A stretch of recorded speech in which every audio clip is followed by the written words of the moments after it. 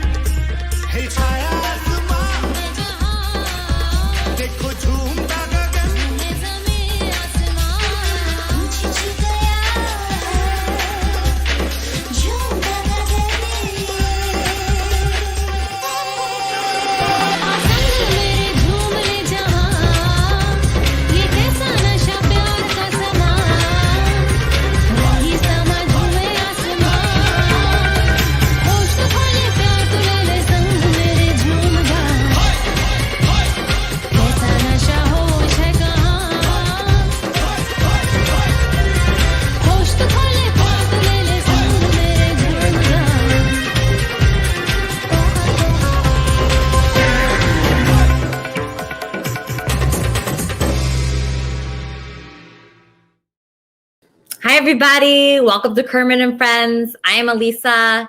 This is Fozzie, and Kermit is watching from heaven.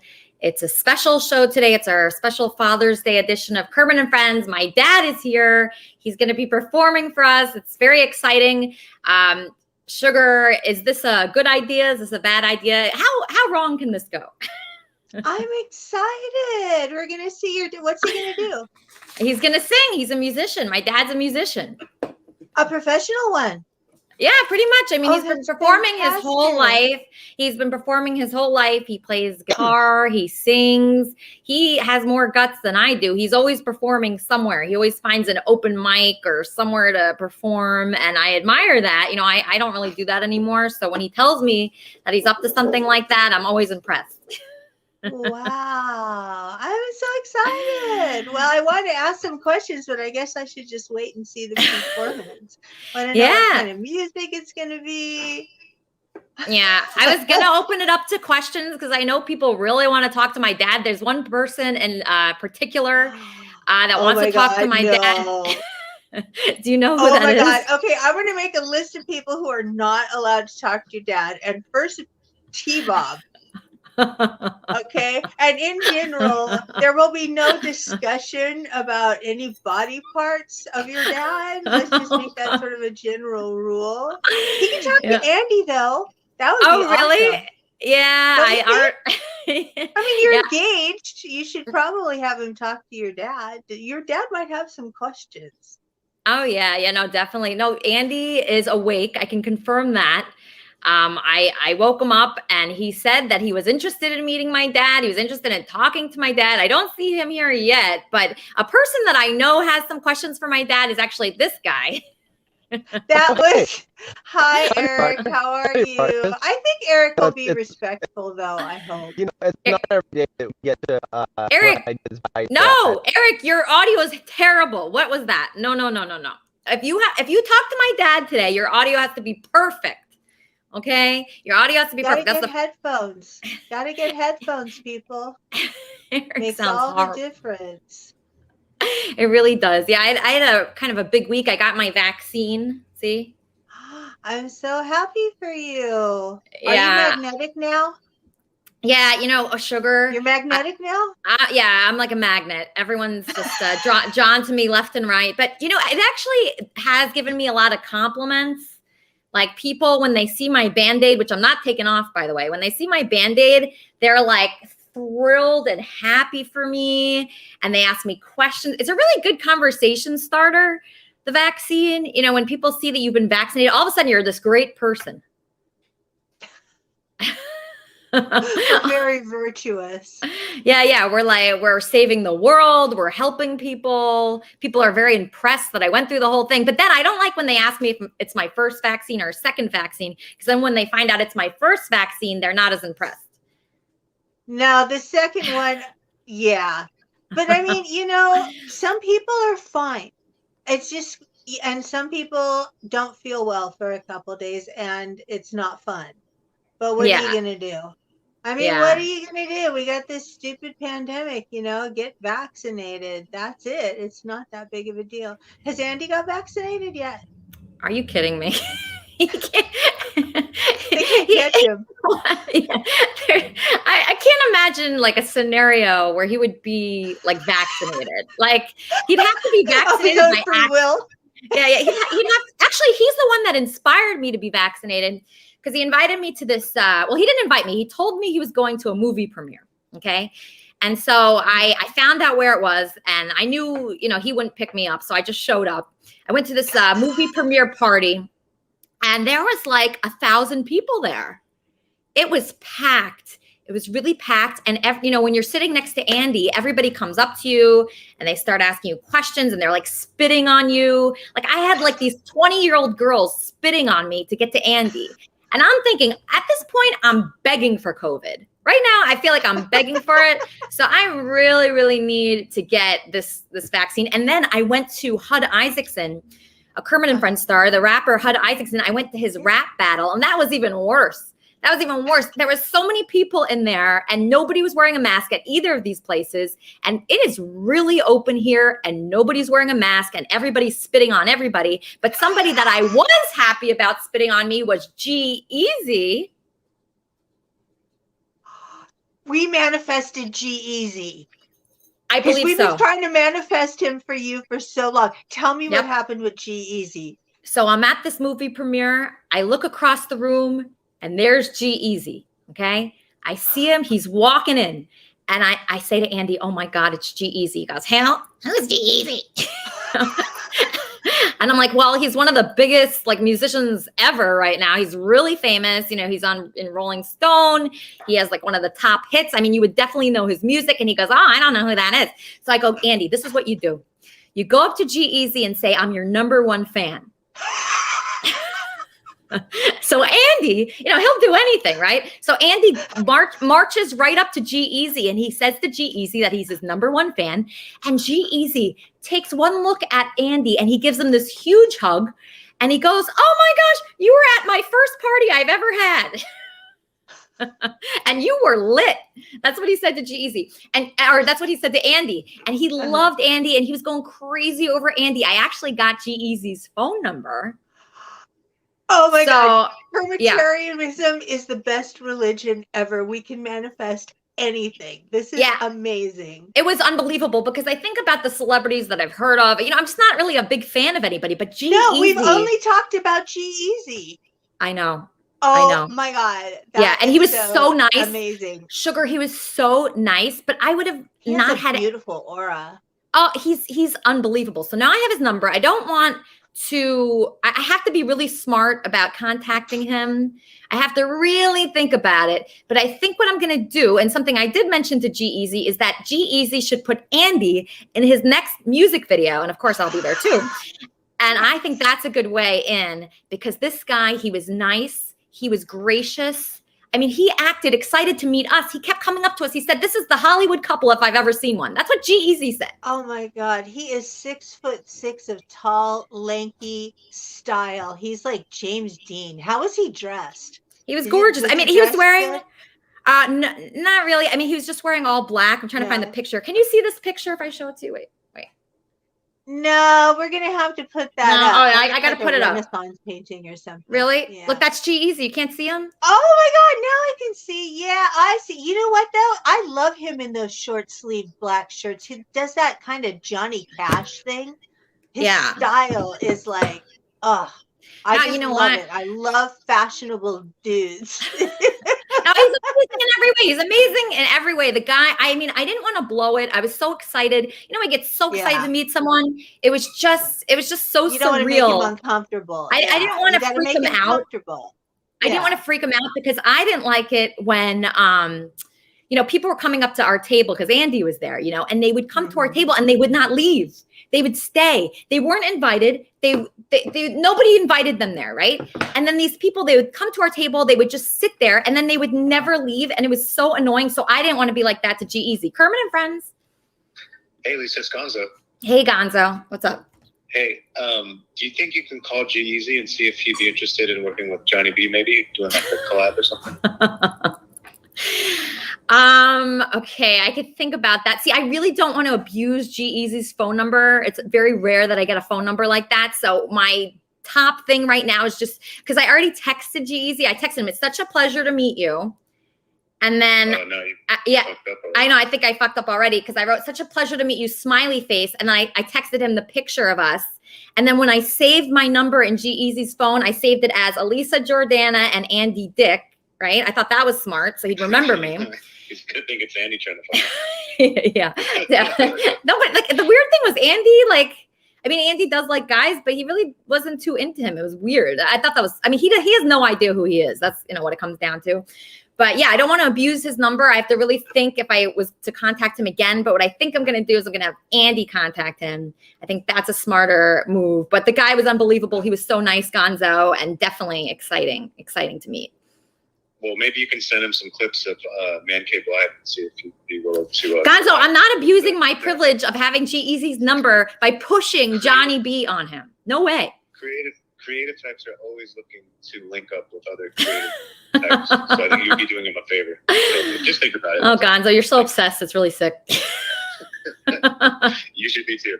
Okay. All right. I'll work on it. Okay. So I want to tell you guys, we have another guest after my dad. My dad's going to come on first, and then we're going to have Katha Blackwell. She is really cool. I got hooked up with her through Coach Love, and she is so amazing. I was just reading about her. I was watching a lot of her interviews. So she is the vice president of Shelter Service and Supportive Housing. She's a published author. She joined Partnership Against Domestic Violence. She's really against domestic violence, as we all should be. And she's going to speak about that today. And, you know, how to know if you're in an abusive relationship. I mean, odds are you are, right? Usually. But she's going to let us know if we are in an abusive relationship. Hopefully my fiance will be on a little later. I just want to see if Eric's audio. Eric, is your audio good? Of course not. Of course it's not. Okay, Eric, you're going to be on in a little bit with my dad. Everybody welcome my dad, Craig. Hey, Dad. Hey.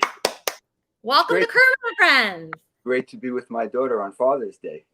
Yeah. Okay, so this is my dad, everybody. Everybody give him a warm welcome. I don't know if he wants to connect with anyone after the show or anything like that. Everything okay? Everything's fine. Oh, okay. Okay. So do you want to sing? Do you want people to ask you questions? What would you prefer? It's your show. I could My show. I could answer questions. You can answer questions? Okay. Probably. Maybe not 100%, but some of them I could answer. Okay, great. Okay, so let's start with Lori. Lori and her dad actually do shows together, so I think she's the best person to bring on with you. Lori, this is my dad. This is Lori. She streams shows. She does shows with her dad, John Bolton, also a musician. Awesome. Lori, meet my dad, Craig. Hi. Very similar. Similar stories, right? I guess so. We'll Lori, see. do you have any advice for my dad now that he's joining the online streaming world? Any advice for him at all? Ignore the trolls. Just ignore them. Don't pay them any heed. Just ignore them. Don't obsess over it. Is that like 99% or? Yeah.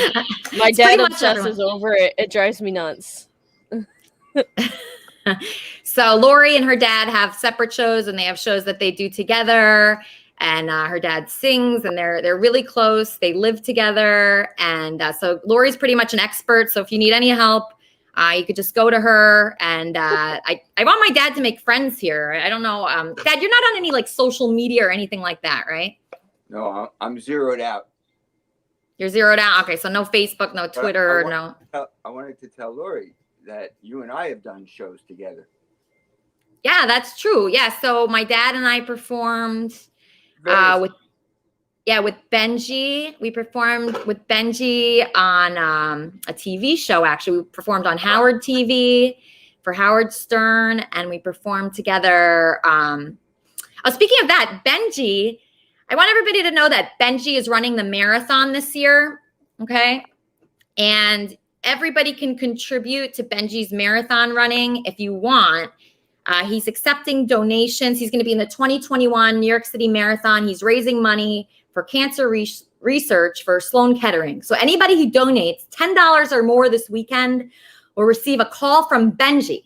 And Dad, how good is a call from Benji? It's a lot of fun.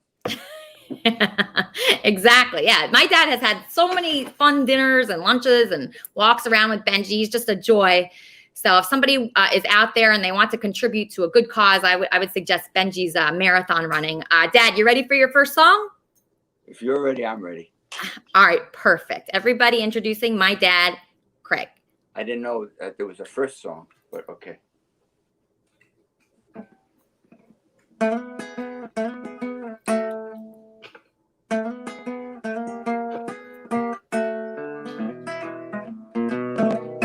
Big boss man,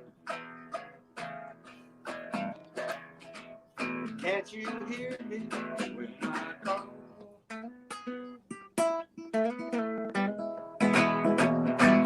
Big boss man, can't you hear me when I call?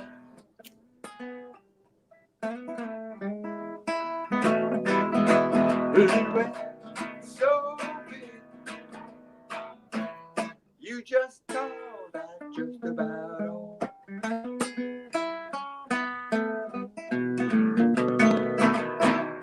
got this thinking boss man working around the clock. Won't get a drink or whiskey.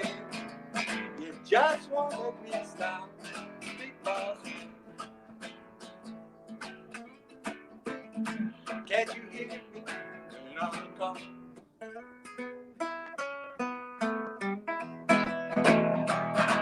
You were so big, you just told that just about all.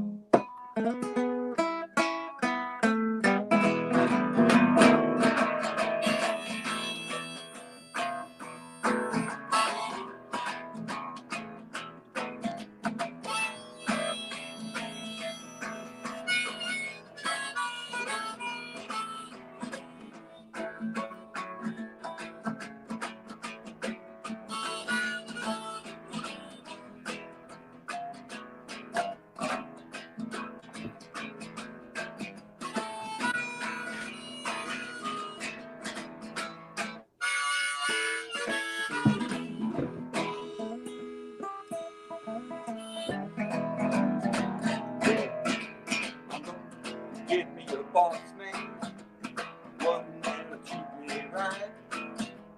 Work hard in the daytime, sing the blues at night, so we boss. Can't you hear me when I call?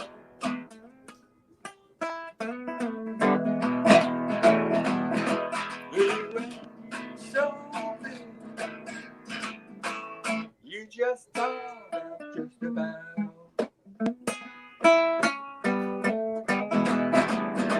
Well, big boss man, can't you hear me when I call?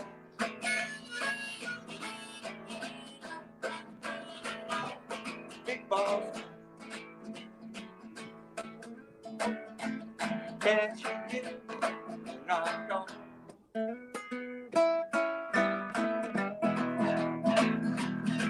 We were so good, you just tell, that's just about all.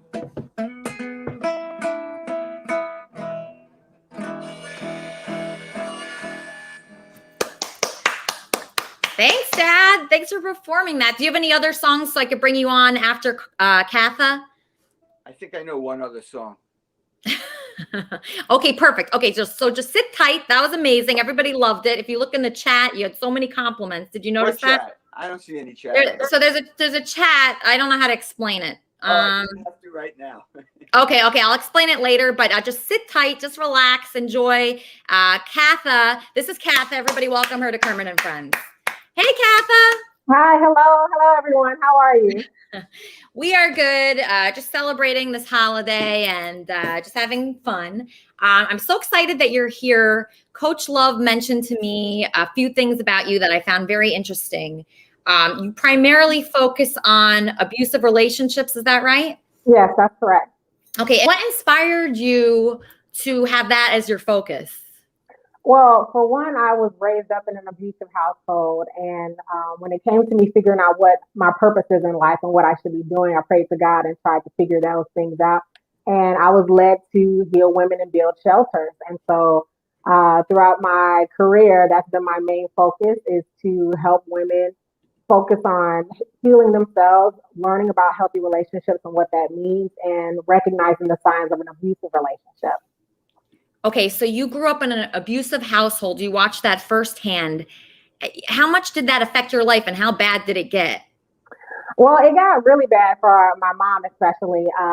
She had an abusive relationship with my stepfather at the time, and it was from elementary school all the way through high school. And I used to see him do terrible, horrible things to my mom throughout our childhood. He used to drag her down the stairs. He would physically abuse her. He would lie on us, physically abuse us as well. And so that took place through elementary school through high school, which actually was my fuel to get me out of that situation. I knew even as a child that if I wanted something greater for my own life, I have to figure out a way to get out. So focusing in on school, focusing in on purpose, building my relationship with God was my main focus in order to get through that whole situation. But my mother now is healthy, happy, whole, living her best life. We just got back from Jamaica a little while ago. And so it's a whole nother story now. So yeah. So she got out of it. So yes. How long did that take her? And what do you think made her get out of it? Because some people, they just have such a hard time getting out of it, and they equate the abuse with almost love, like, oh, he cares about me. If he feels this much, passion towards me, he cares about me. Sometimes it's hard to get out of a situation like that. You think it was the kids what do you think it was? I think it was a couple of things. I think it was her children, for one thing, seeing how he acted with us, seeing how he interacted with us, and then coming to the realization that her daughter, at the time I was 16, telling her, this is not healthy. This is not a healthy relationship. Hearing her own child say that to her, I think that motivated her as well. And then once he tried to threaten to kill our family, threaten to kill her mother, I think that's where she drew the line in the sense, like, I need to get out of this relationship. And she did successfully. Wow. And did this affect you as far as, like, obviously emotionally? Were you like suicidal at any point? Were you like anything like that? No, I never got to a point where I was ever suicidal or anything like that. I really just had this drive in me that I knew within me that this is not healthy, that this is not life. I had other examples of healthiness in my life. Sadly, it was through television. But those are the examples I had showing me that this is not how your life has to be. This is not how your future has to be. These are choices. And this is, for myself and for my family, I chose not to be involved in abusive relationships, as well as just to even talk to my husband about domestic violence, even when we were dating, just to have let those boundaries be set early on in any relationship. So that way everyone's all on the same page in regards to what's acceptable and what's not acceptable.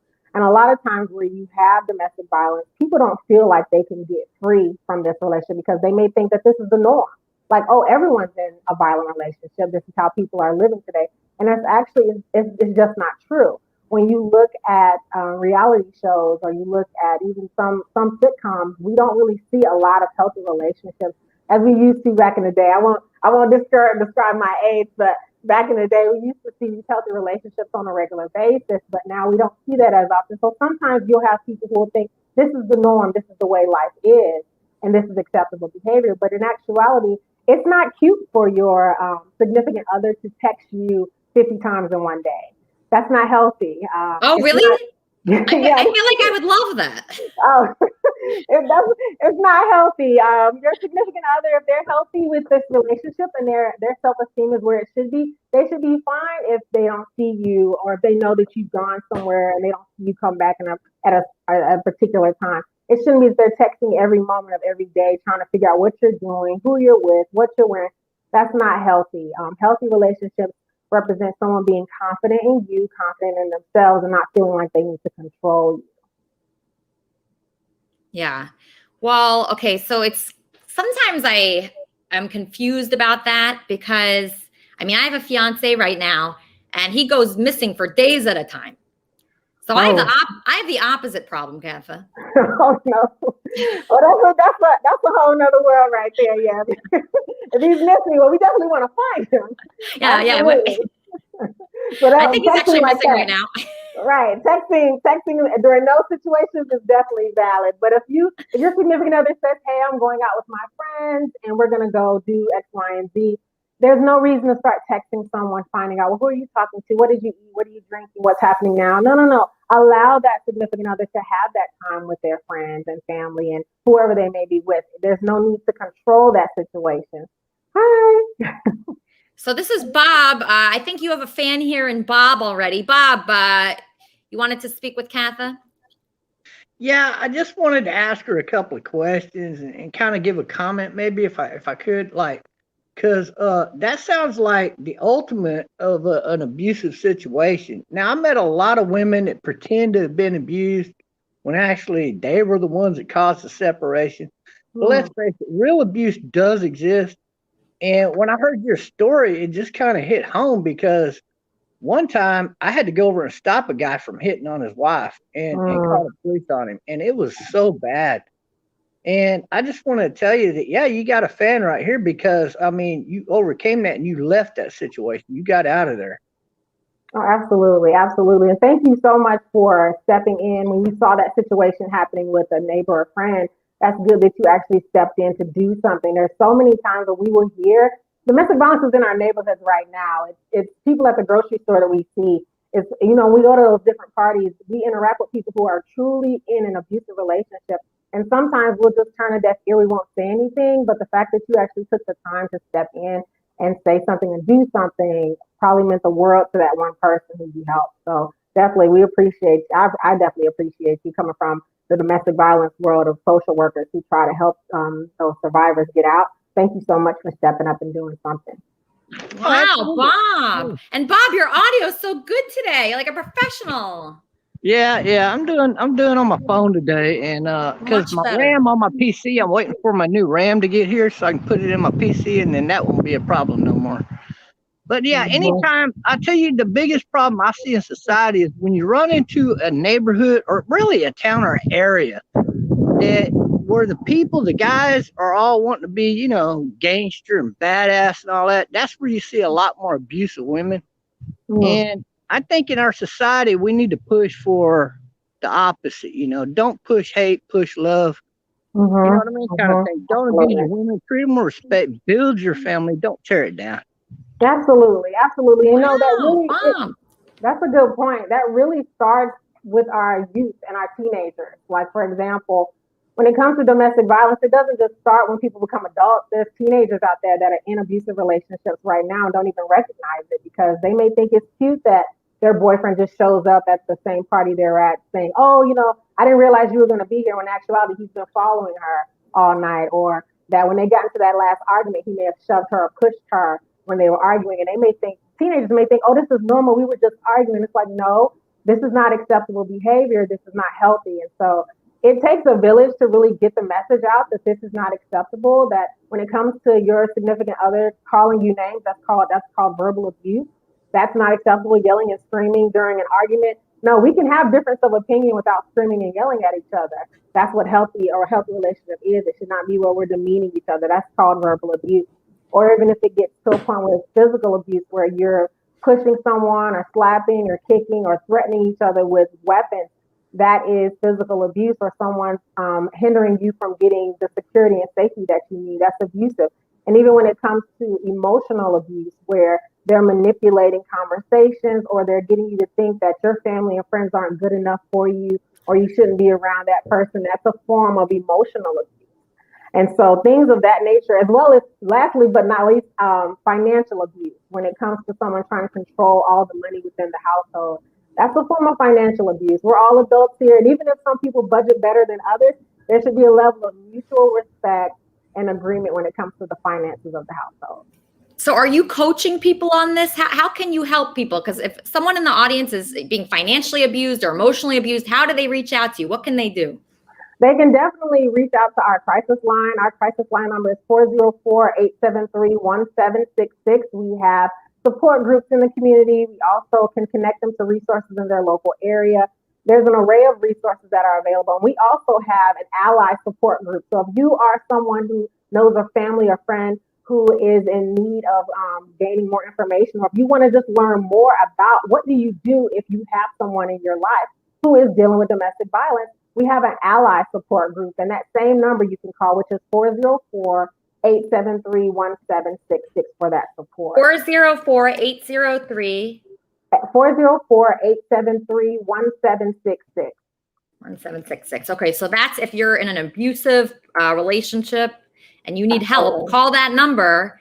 And will you answer that number? We have staff that work 24/7. They will pick up the line and answer. And then we also have the National Domestic Violence Hotline. I can give you that number as well. It is 1-800-799-7233. That number again is 1-800-799-7233. Domestic violence agencies are strategically placed all throughout in every state, every county. And if you contact that phone number, they will connect you to that local entity. If you want to join our local support group that we have, you're welcome to, no matter where you live or where you stay. Wow. Thank you so much, Kat. I know you're helping a lot of people right now, and I just really appreciate you. So everybody, where can we follow you? Are you on Twitter or Instagram or anything like that? I'm on LinkedIn. I'm on Twitter as well. Katha Blackwell, LinkedIn, Twitter. I'm on Facebook. And also my book is on Facebook, Not Another Victim. That's on Facebook as well if you want to follow. Okay, perfect. Thank you so much, Katha. I really appreciate you being here. Everybody follow Katha. She's amazing. I know that Eric has, he wants to state something, right, Eric? Eric? Hello. Oh, hi. Eric, you sound horrible. Where are you? Can you hear me? Is it breaking up? No. It's bad. It's very bad. Go inside. Can you go inside, Eric? Oh my gosh. Okay. While Eric's fixing his audio, everybody just hold on. My dad's next, but first we have Wappy and Sigmund here, and they're a band forming together. All right, ready? Yeah. Here we go. Old man, look at my life. I'm a lot like you were. Old man, look at my life. I'm a lot like you were.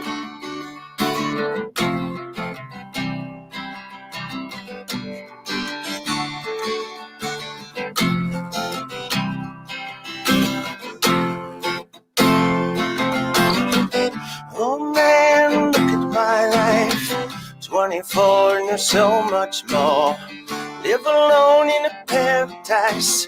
Makes me think it too. Love lost such a cost.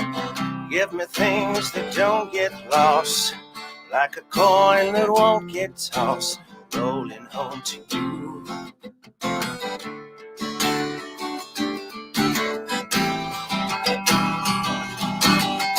Oh man, take a look at my life. I'm a lot like you. I need someone to love me the whole day through.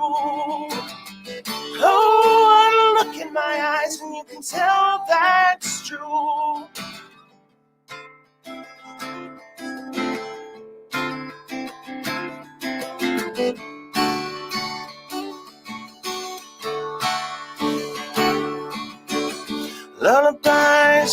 your eyes. Run around the same old town. Doesn't mean that much to me. Doesn't mean that much to you. I've been first and last. Look at how the time goes past. But I'm all alone at last, rolling home to you.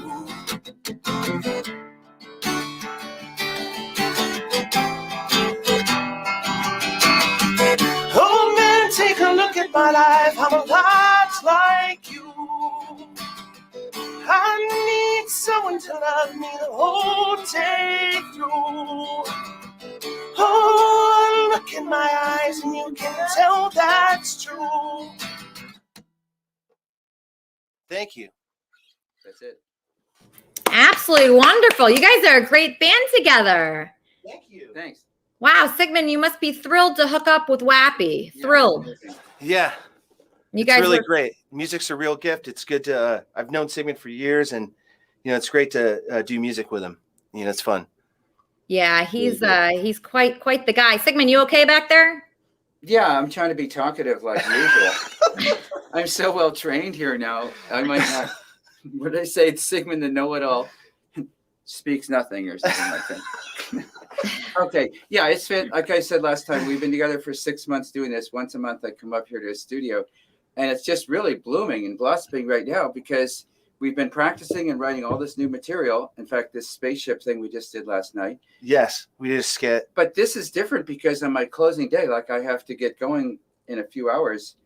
But in the meantime, the last thing we do, instead of being just the day I leave, it's a day we're on national television.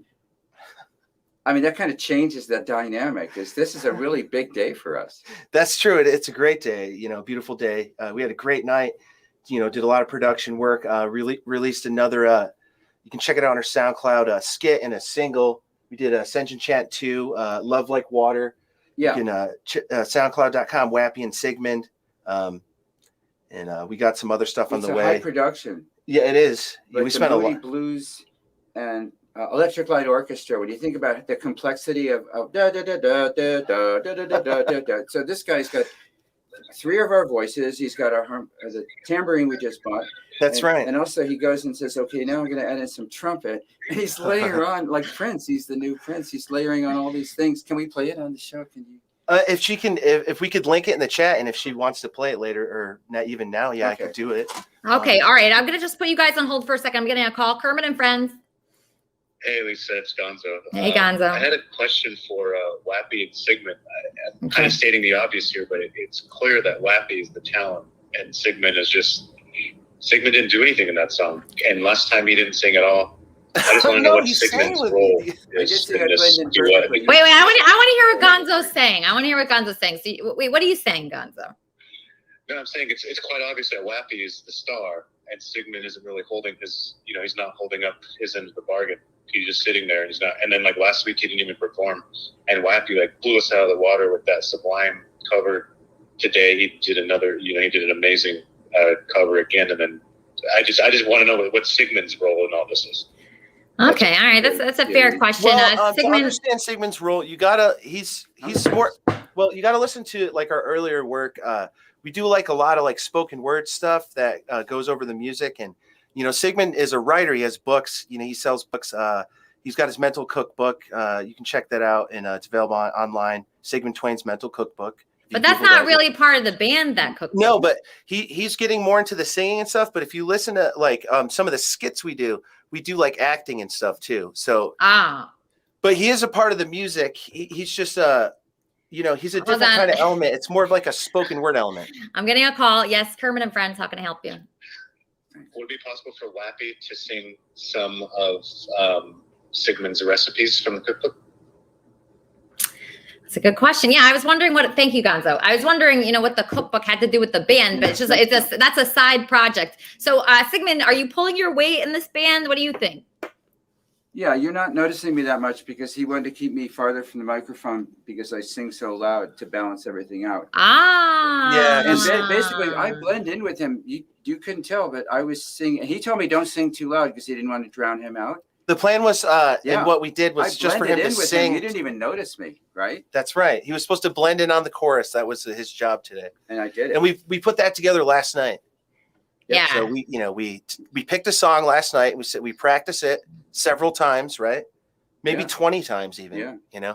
And Let's do it again. And no, we can't. Well, do this. did you tell him to dress like that so he kind of blend in with the rug in the background? Yeah. No, he did that naturally. He's camouflage Wayne. Different costumes. I might as well start donning them now. All right, change so we can notice you in the next song. Okay, just change real quick, Sigmund. Okay, so let's bring. Let's see. Oh, Tall Dark says something. Okay, Tall Dark, you want to say something to Bob for Father's Day? Why do you want to do that? Yeah.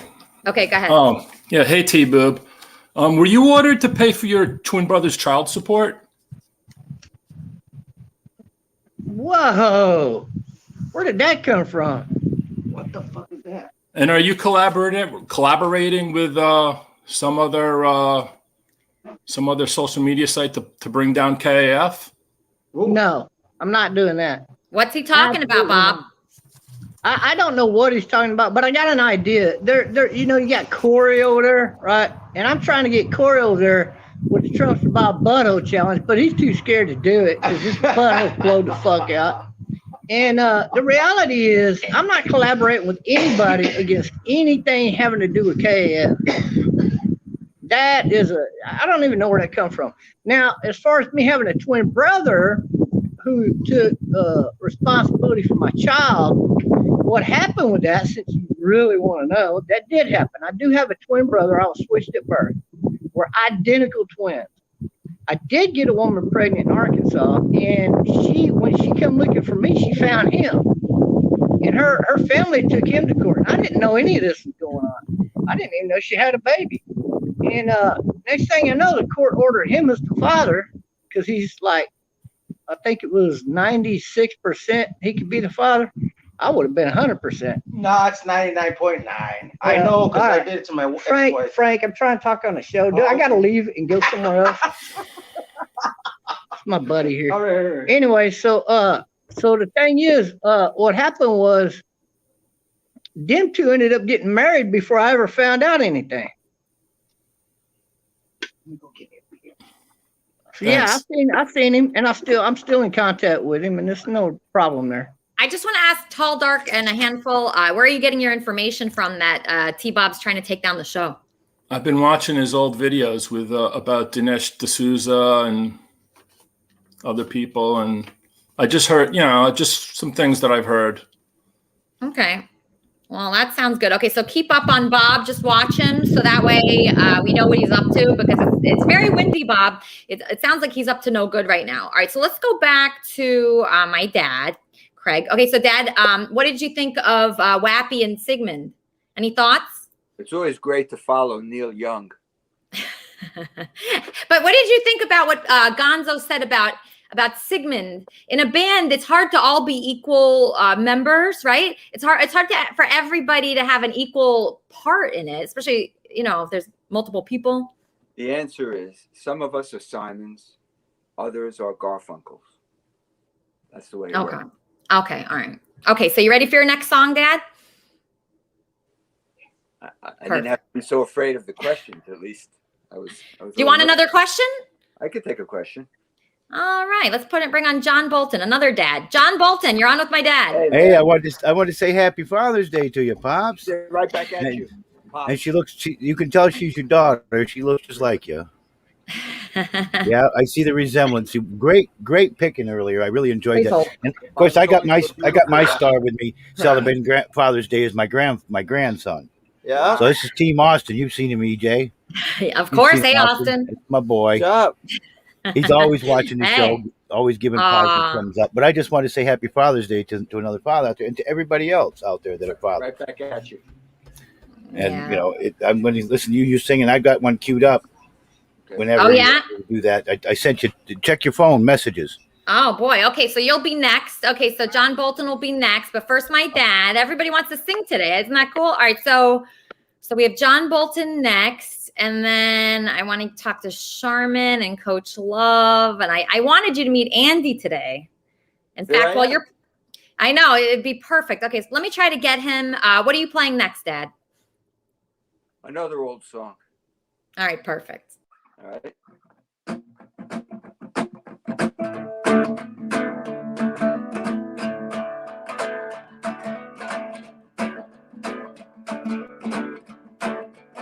Long distance information getting to Memphis, Tennessee. Every fine party trying to get in touch with me. She could not leave her number, but I know the place to call. Cause my uncle took the message and he wrote it on.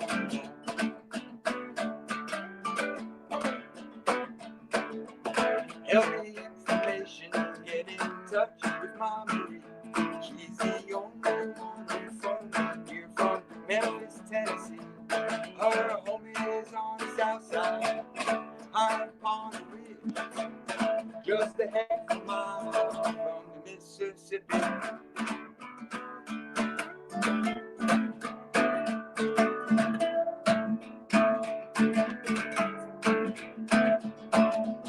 Every information, more than that I cannot add. Only that I miss her, and all the fun we had. We was pulled apart, cause my mama did not agree. Tore apart our happy home in Memphis, Tennessee.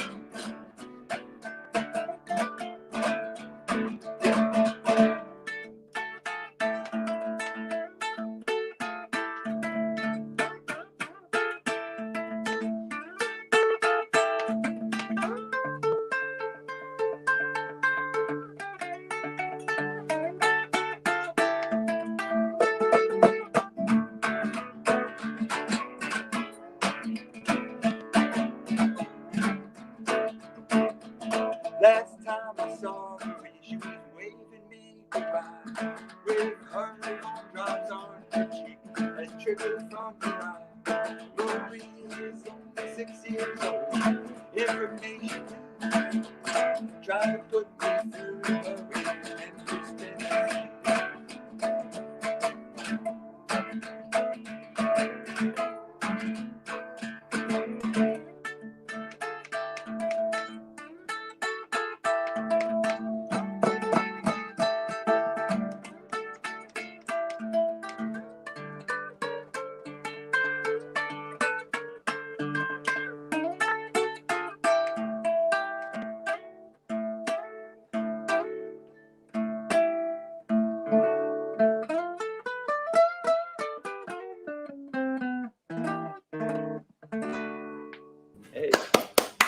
Yeah. Okay. This is a good show today. Thanks, Dad. Thanks so much You're for welcome. Thanks for having yeah. me, Lisa. Oh my gosh, I'm so happy that you are here, and you sound great. Everybody's saying nice things about you. I want you to look at that because you're getting a lot of compliments. Nice things about me? Yep, a lot of nice things. People are asking, about your guitar playing, and they're saying you're incredible, and they're saying you're just such a great musician. And you could see making this up. No, you could see where Elisa gets her festive attitude from. Great performance, Craig. Loved it. See? You should be on the internet. Even my friend Elaine just said she loves you. See? Oh, and someone else said Craig isn't gay. So, you're getting a lot of comments. I'm definitely not, or at least it wouldn't be my daughter. Yeah. And then somebody said, thanks for being our dad, Craig. That's from Elko. I mean, you will.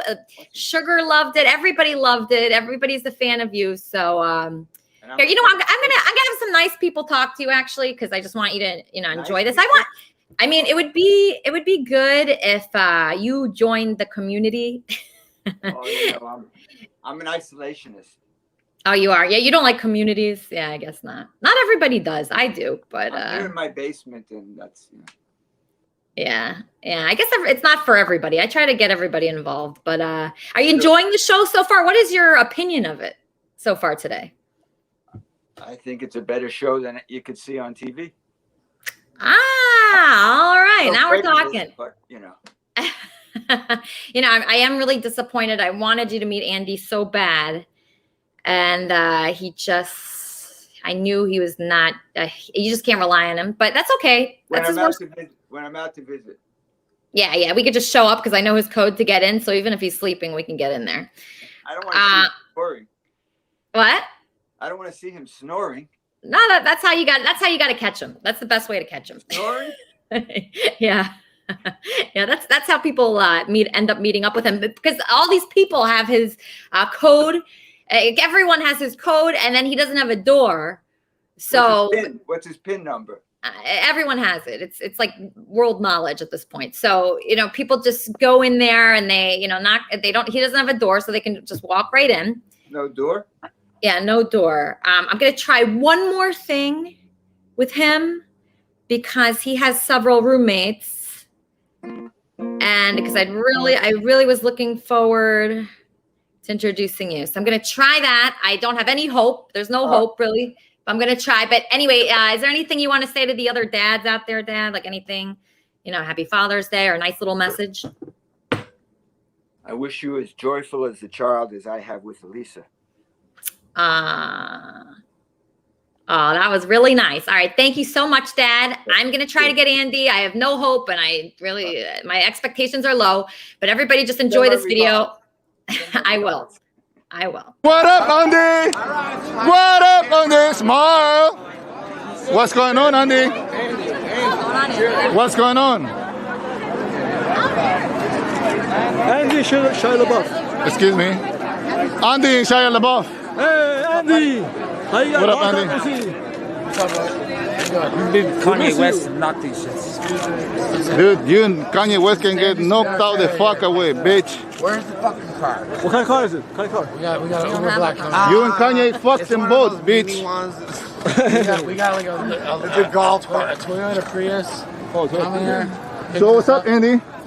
What's going on? We have a car. We do have a car. So when is going to be the wedding? I hope When's soon. the wedding, boy? We're working on it. Are you getting married?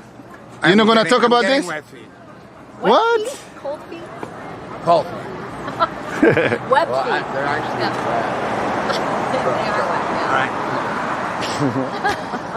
Matt. I love her, but tonight. Tonight what? Is where did he get this necklace? You. Yes. Mickey Gooch. Producer, director. Okay. I'm in his project. Guys, when's the wedding? September is our wedding. Oh, really? It's wherever you want, baby.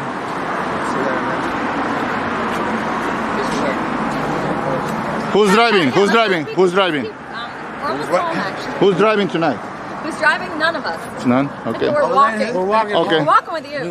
Thank you. No, we're not. Thank you. Walking. Thanks, guys. Thank you. Good seeing you. Thank you. You guys Bye-bye. are nice. All right, over the shoulder right here. Yeah, we should Over walk. There's Jared. Jared could drive. Jared, can I drive? Is that Shia LaBeouf? Is that Shia LaBeouf? Look. I'm his cousin, actually. Bye, guys. Thank you. All right, so I have a replacement for Andy right now for you to meet. His name is Eric. Eric, you're muted, Eric. Did you say a replacement? Yeah, replacement. Eric, unmute. Oh my God. My replacement stinks. Okay, so I'm getting texts. Your dad is awesome. Your dad is amazing. Everybody's saying nice things about you. Don't I'm tell gonna me get about any of the bad ones. there's actually nothing bad. It's weird. Usually there's a lot of bad things about people, but for you, there's not. Everybody likes you. Let's just talk to my girlfriends here. You guys, Andy was supposed to be my dad today, and he totally flaked and is sleeping right now because he said he was going to take a nap 20 minutes ago. I had no faith. He said, "Oh, I'll be up in 20 minutes." Oh my God, maybe he's scared to meet Dad. He's definitely scared to meet Dad. You think so? You think that's what it is? Well, maybe just a little bit. Yeah, he's probably intimidated. Yeah, I mean, Dad, that's real. Yeah, that makes it real. He doesn't want to make it real, I think. I think he's scared. He said he's scared, actually. So maybe I should he's getting wet feet, right? A little bit of cold feet, maybe. Just a little nervous. September's coming. We know June didn't happen. Valentine's Day didn't happen. September's just like looming ahead of him now. Yeah. It's crazy. What do you think your dad would want to ask him? I mean, I think people just want the. Wait, hold on. Somebody is echoing. I think it's Coach Love. Coach Love, you're echoing for some reason. I think my dad just would want to see that he's like somewhat normal, like just a little normal, just in any way. Just a little. Yeah. Just show baby that you. girl. Yeah, just be a little bit of a person, just for like 5 minutes. Like that's all I want from Andy. I mean, just the bare minimum. You know, I mean Right, that's and really, your dad just wants him to treat you well, right? Yes. Like the princess that you surely are. Clearly, you and your dad have a wonderful relationship, and he just wants to know that you're going to be properly taken care of, like a lady. Yeah. You I think mean, Andy can do that? I don't know, Charmin, because actually, you know, when I went to Hud Isaacson's performance the other day, I didn't even invite Andy. I really didn't. I didn't invite him because I thought there was like 0% chance that he would show up because it was really far. And he did. So sometimes he really impresses me and surprises me by the things that he does, but then he's so disappointing sometimes. So I think I should just have 0 expectations for him, like literally none. Well, because then you can't be disappointed. When he comes Yeah. through with anything, it'll be a miracle and you'll be over Yes. the moon about it. If you have no expectations, he can't disappoint you. And being disappointed is hard, especially with your partner and your parents on Father's Day. Yeah. Because I knew, I thought, you know, if he just met my dad, it would be great. But I really was trying not to put too much pressure on Andy because that's what he doesn't like about me. He says I'm controlling. I put pressure on him. I try to kidnap him. And he really hates that. Well, I really still am hoping the van is going to work out. I think the van is still important key for Andy. Yeah. I told him no. he could park his van in my garage and then he could just live there. And that's perfect because then I could see him anytime and I could just go back to my apartment. He doesn't want to live with me, but I know he wants to live in a van outside. And that would actually be best case scenario. Well, because he does need a place to park the van. Vans don't just live down by the river forever as fun. That's just not the way it works. You actually have to. Does he have a license? Can he get insured if he owns a van? Is he allowed to drive it? Huh. Great question. Yeah. Not sure the answer to that. Yeah. Your dad's going to want to know that for sure. Your dad's going to want to know that. I would like to know what your dad's favorite story is about you from when you were a child. Which one sticks out over and above all of the fun stories surely your dad has about you as a child? Which one is like the ultimate Elisa story? Dad? I have the answer. All right. Which one is it? Well, let's see how old she could have been, 13 or 14 years old, right? And she was a star of her play. She was the head Kim McAfee in Bye Bye Birdie. And she said, "Dad, come watch me practice." And I had no idea how great she was on stage at that time. So I go over there, and I'm sitting down, and the lead man was absent. So she took the man's part. She knew all the lines and the songs and everything to the man's part, and the other understudy took her part. So that was. Oh, what a great story! Good job, Dad. Yeah, that was nice. To the other part, which was That's amazing. so nice, Dad. Thanks. I wish Andy was here to listen to that story. Eric, you're on with my dad. This is your big moment. Hey, can you hear me? Yes, you sound a lot better. You look like you're looking Okay, down. wonderful. Craig, I have. Thank you, Craig. I have good news for you, and I have bad news. Which one do you want first? Oh no! Funny because I have good and bad news for you as well. Great, Isn't that good to funny? hear. It's a coincidence. Oh It's a total coincidence. You go first. Ah. You go first. Okay. The good news is that I had a great dinner with my Rabbi Shanowitz, who teaches all of the Chabad rabbis at the Chabad school. Was it kosher? The good news is Was that it kosher? kosher, very kosher. And then I walked into the Chabad Center in Los Angeles, and I got to talk to all of my friends, which I know very well, and hear from Rabbi Raichi, who is their top rabbi in the world in LA. And so that went very well. You want to know the bad news? I thought that was the bad news. I think so. And I would say the bad news is I still haven't met a good Jewish girl, but I met your daughter. I think the bad news is that my inclination is that if Andy is involved with the show, they will never fund the show, no matter what. Fund the show? Yeah. So if you're like, hey, at some point they'll show up and say, hey, you know what? We really love Elisa. We really love Craig. She's Lithuanian. We want to fund her and have her play sold out shows. I think the bad news is that they would never fund a monster ever. And so I think that's the bad news. Okay. And can we both accept- know why that is. You know, because if you give a monster $10 and he does something monstrous with it, imagine giving him 10 million or 10 billion. You know, so I think that's the bad news, because your daughter seems to be tied around the monster. And do you want her to play like sold out concerts, or Craig? She's already played the sold out concerts already. So that's already in the past. So what does she want these days? That's her decision, right? That's my daughter's decision, what she wants. Right. That's the thing about it, being able I'm to. just thinking it's not you, but I'm not sure. But I'm Yeah, thinking that way. Well, I can tell you point blank, you know, if But that's you not want to the show bad up in, news. yeah, the bad news is if you show up point blank and you talk to Simon, who's also on the phone with my same rabbi, and said, hey, Simon. He I know doesn't you have know who 200 Simon million. is. Excuse me, wait, Eric. He does not know who Simon is. Okay. So Simon's a billionaire who's with Michael Bloomberg and studies with Mark Cuban. So if you went to him and said, hey, this show that Elisa's doing, I love the show. Do you want to fund this? He would probably do one thing, and he would say, yeah, but the problem is I don't fund monsters, and if I do that, they'll think the Jews actually believe in these things, and I can't do that. Well, I'll tell you the good news. What's the good news, Craig? The good news is I think the show is great, and I think so too. People don't care about funding monsters; they only care about funding winners and money makers. That's the way capitalism works. So that's good news for Elisa. It's Bad really news good is, news for her. for you. You still haven't found a nice Jewish girl. I think you're going to have to go for Eskimos or something even further away. Yeah, the idea. I You know, think it's the bad. idea.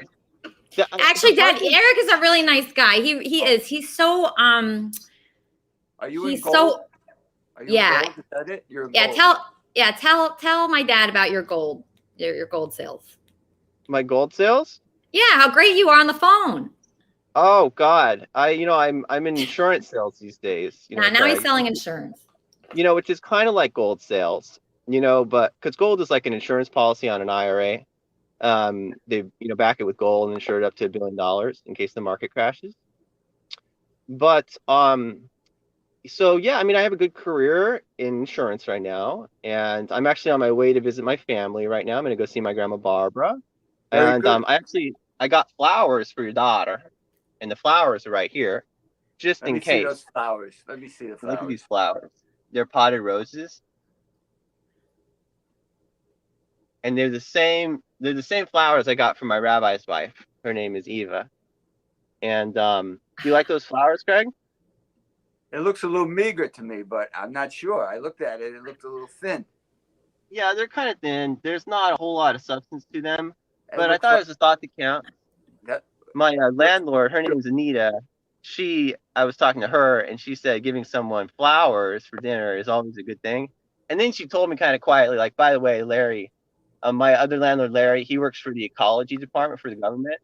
So he examines like dams and bridges and amusement parks to make sure that they don't break down for the government. But yeah, she said, but my husband, he doesn't really get me flowers very often. She said, oh gosh, I got to get this one for flowers. Yeah, but yeah, more than So you're- $3.99 would be good. But anyway, See, are you Jewish, Craig? am I Jewish? Yes. Yeah. Okay. So that's what And I'm you're- saying. Eric's Yeah. Jewish too. Before Yeah. you try I'm to very marry a Jewish. Jewish girl, at least get yourself circumcised. Oh no, wait.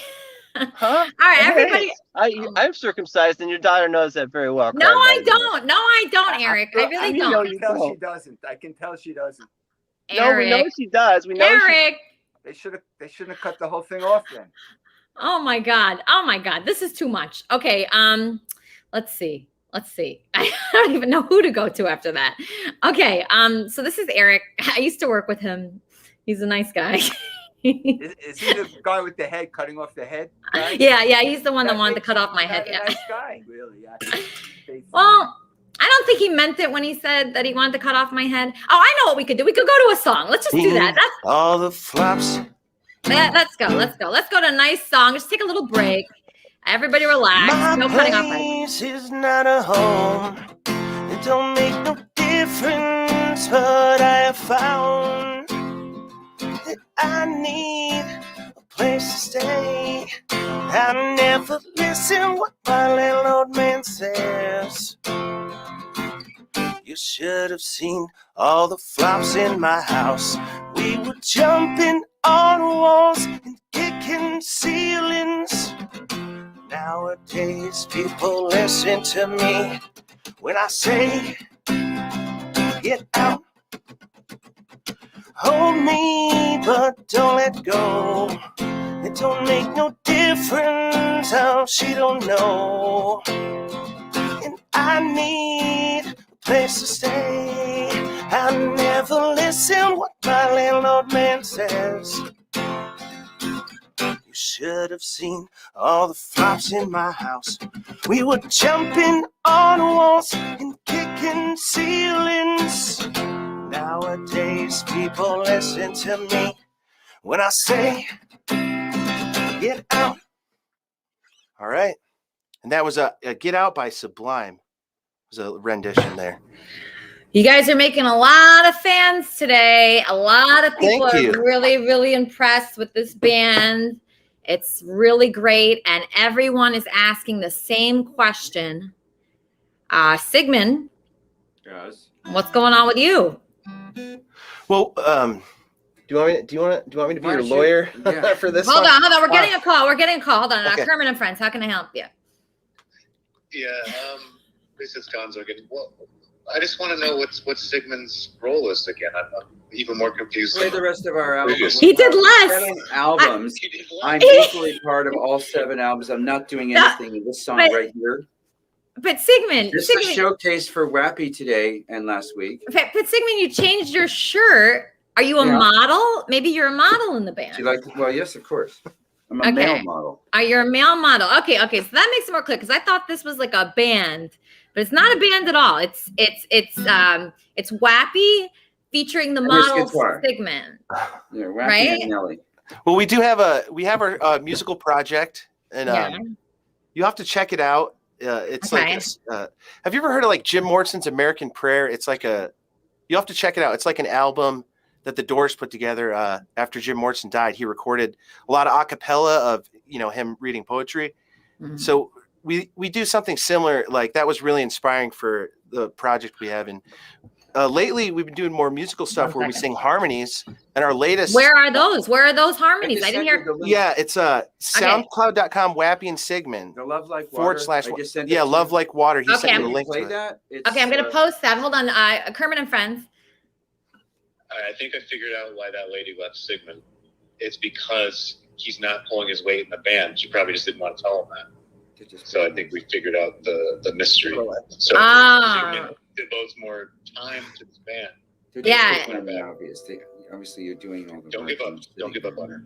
All right. Yeah, I feel bad for Sigmund. I think he thinks he was pulling his weight in the band. You're but misunderstanding everything. In this performance today, it's mostly about him. I harmonized on the chorus with the Neil Young song.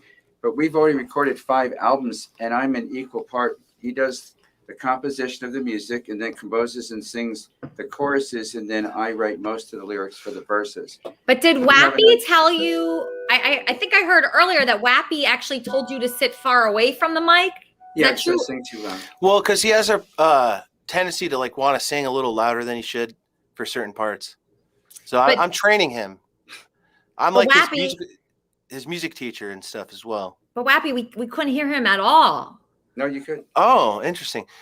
Well, I guess you were blending in good. Yeah. Why don't we do the chorus just for? Well, we were singing in unison, so I guess he was singing. Yeah. He was far enough away. Here. Should I just do this a cappella? I always go. No. No. What if it comes out good then? We have some really cool skits. I can't do it. We have some really cool skits and stuff. Yeah, the alien abduction. We just did an alien abduction skit. It's really funny.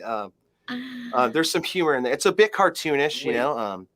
Let's do it on. But that was the. I wonder what Byron thinks of this. Byron, did you hear? Cool. Did you hear this band? Did you hear this band singing? And Sigmund was apparently part of the band, but you couldn't hear him. And then Wappy, the leader of the band, told Sigmund to sit really far away from the microphone, and we couldn't hear him at all. What do you think of that, Byron? I think it's a case where he doesn't want him to be heard. Mm-hmm. Let's just do the chorus now, and let me sing loud. Yeah. I saw him reading from his phone while Wappy was singing. Let's do the chorus. So it's either two things. It's either Wappy is like carrying all the weight of the band.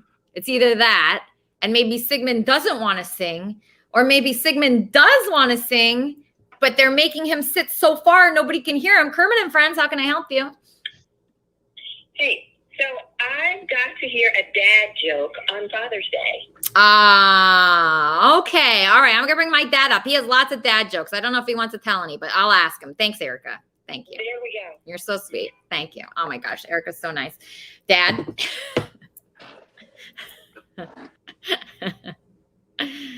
You want Ready? me to tell a joke? Well, I mean, that's just what this is Erica here. She was asking for it. It wasn't me. It wasn't me, innocent here. A Father's Day joke or No, it could be you could do your tuna fish joke. Yeah, we've got to have a dad joke on Father's Day. You can't not have a dad joke. Coach Love, what do they call a fish with two knees? I don't know what. Toonie fish.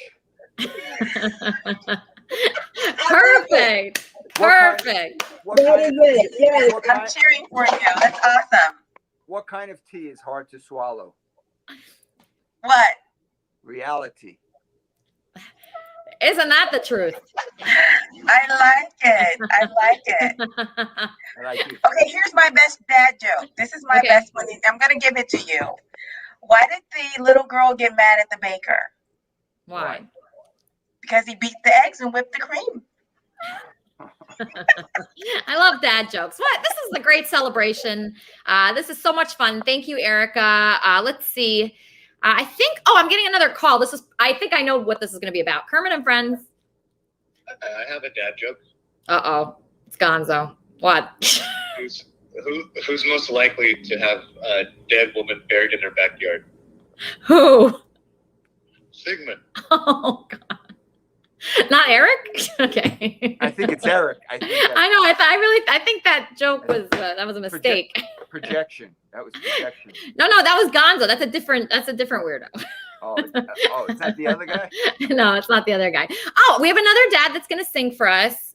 Okay, so this is going to be a nice show. All right, this is a sweet show. Don't you love everybody here, Dad? So far.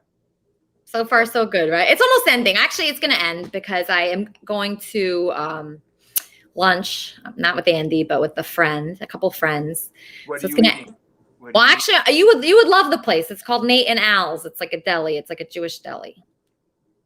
And I'm going with my 91-year-old friend that I met at the dog park, and she always invites me out to eat. And so we go and we just sit out there and talk, and it's really nice. And I want to thank Fozzie for the donation. We got a donation during our live stream today. I want to appreciate that, and everybody for contributing today, except for Andy. No thanks to Andy. Fozzie, your dog, contributed? Well, people, you could pose as a dog, or you could pose as whoever you want, so they know, I got my little Fozzie here, so they contributed. And yeah, I guess this is just a nice show. And Andy, you will meet eventually, I hope. It's okay. He's fun. Yeah. I have trust in you. Yeah. He is a nice guy. He's just not like the most dependable guy. That's his worst quality by far. So, but you met the rest of my friends. These are my friends here, and they're all great people. As you can see, they seem like great people, right? Correct. Yeah, they do. And Lori, are you doing the wrap-up show today? I was planning on it. Okay, great, Lori. Okay, so perfect. Actually, you're the perfect person to do it today. and every time, obviously. But because you and your dad are close. Is that true? Is that still true? No. There's like there's iffy? some muddy waters, but Muddy waters? What's going on, John? it's have our always up- been like that. We have our ups and downs, but I think we're pretty close. I'm as close as what. Well, is it up enough for you to be on the wrap-up show with Lori? Oh yeah. I'm still part of that. I tried Okay, to do good. I tried to do one last week when she didn't do it. And I did a little bit of one. So we ain't giving up on you. We're still here. Okay, all right. Yeah, don't give up. I mean, you still enjoy it, right? Right. Okay, good. Yeah, you guys, so was there a fight? What happened with you guys? It's just drama over the years. That's all. Life goes up and down. We have our good days and our bad. More good days than bad, I think. We're getting better. We're getting better. There's healing. There's healing. All right. Well, you're both great people. John, do you have a song for us? Yeah, I was going to do a little Harry Chapin, Cats in the Cradle. That's a good Okay, one. hold on. Your number one fan is calling. Kermit and Friends, how can I help you? Hey, what's up, Alicia? It's Gonzo. Hey, Gonzo. I'm very, very concerned about the way that Lori's treating Johnny B on his day of all days. It's Father's Day, Lori. Oh, yeah, that's And just true. put your differences aside for one day and let JB have his day. Oh, yeah, that's a What I good mean point. is These millennials. These millennials, yeah. Disrespectful. That's true. Lori, are you acting like a millennial on Father's Day? I don't know. And I got some special eats down there that I picked up for Father's Day eats. So, All right, it's going to be okay. It's going to be a great day. You're going to be celebrating. John, okay, so you're going to sing your song, and Lori, she's going to, I don't know what's going on with her, but you'll be okay, right, Lori? we're good. Yeah. Yeah, We're you'll be okay. better than what we were at one time. We're getting better all the time. Getting better all the time. All right, go ahead, John. All right.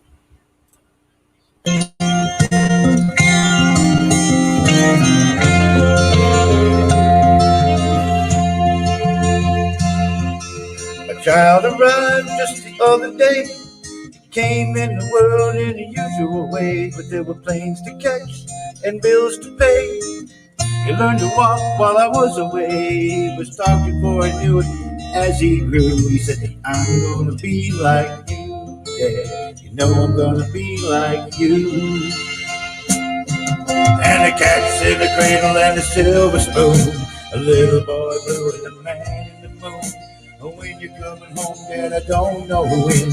We'll get together then. Yeah, we'll have a good time then.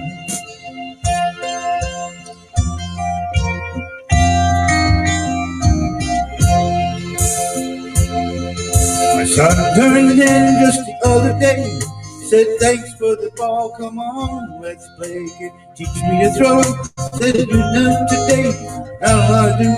Said, that's okay. Walk away, but as he smiled, I'm gonna be like him.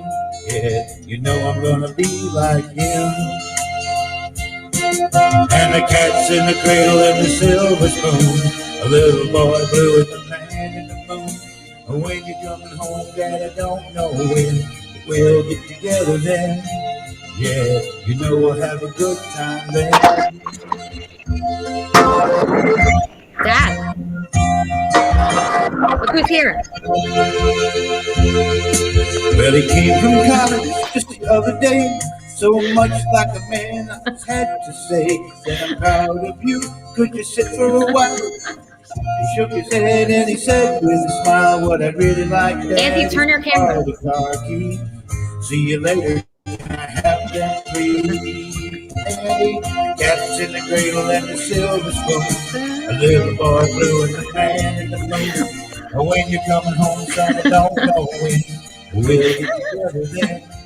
Yeah, we'll have a good time then. Hey, Man Cave friends, hello out there. You could tune in later today.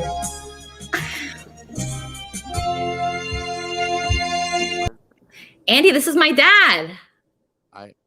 Hey, Andy. I'm looking at like a black strip. What? You wanted me to turn it. Now all I see is like a black strip. Oh, really? Okay, you could turn it the other way again.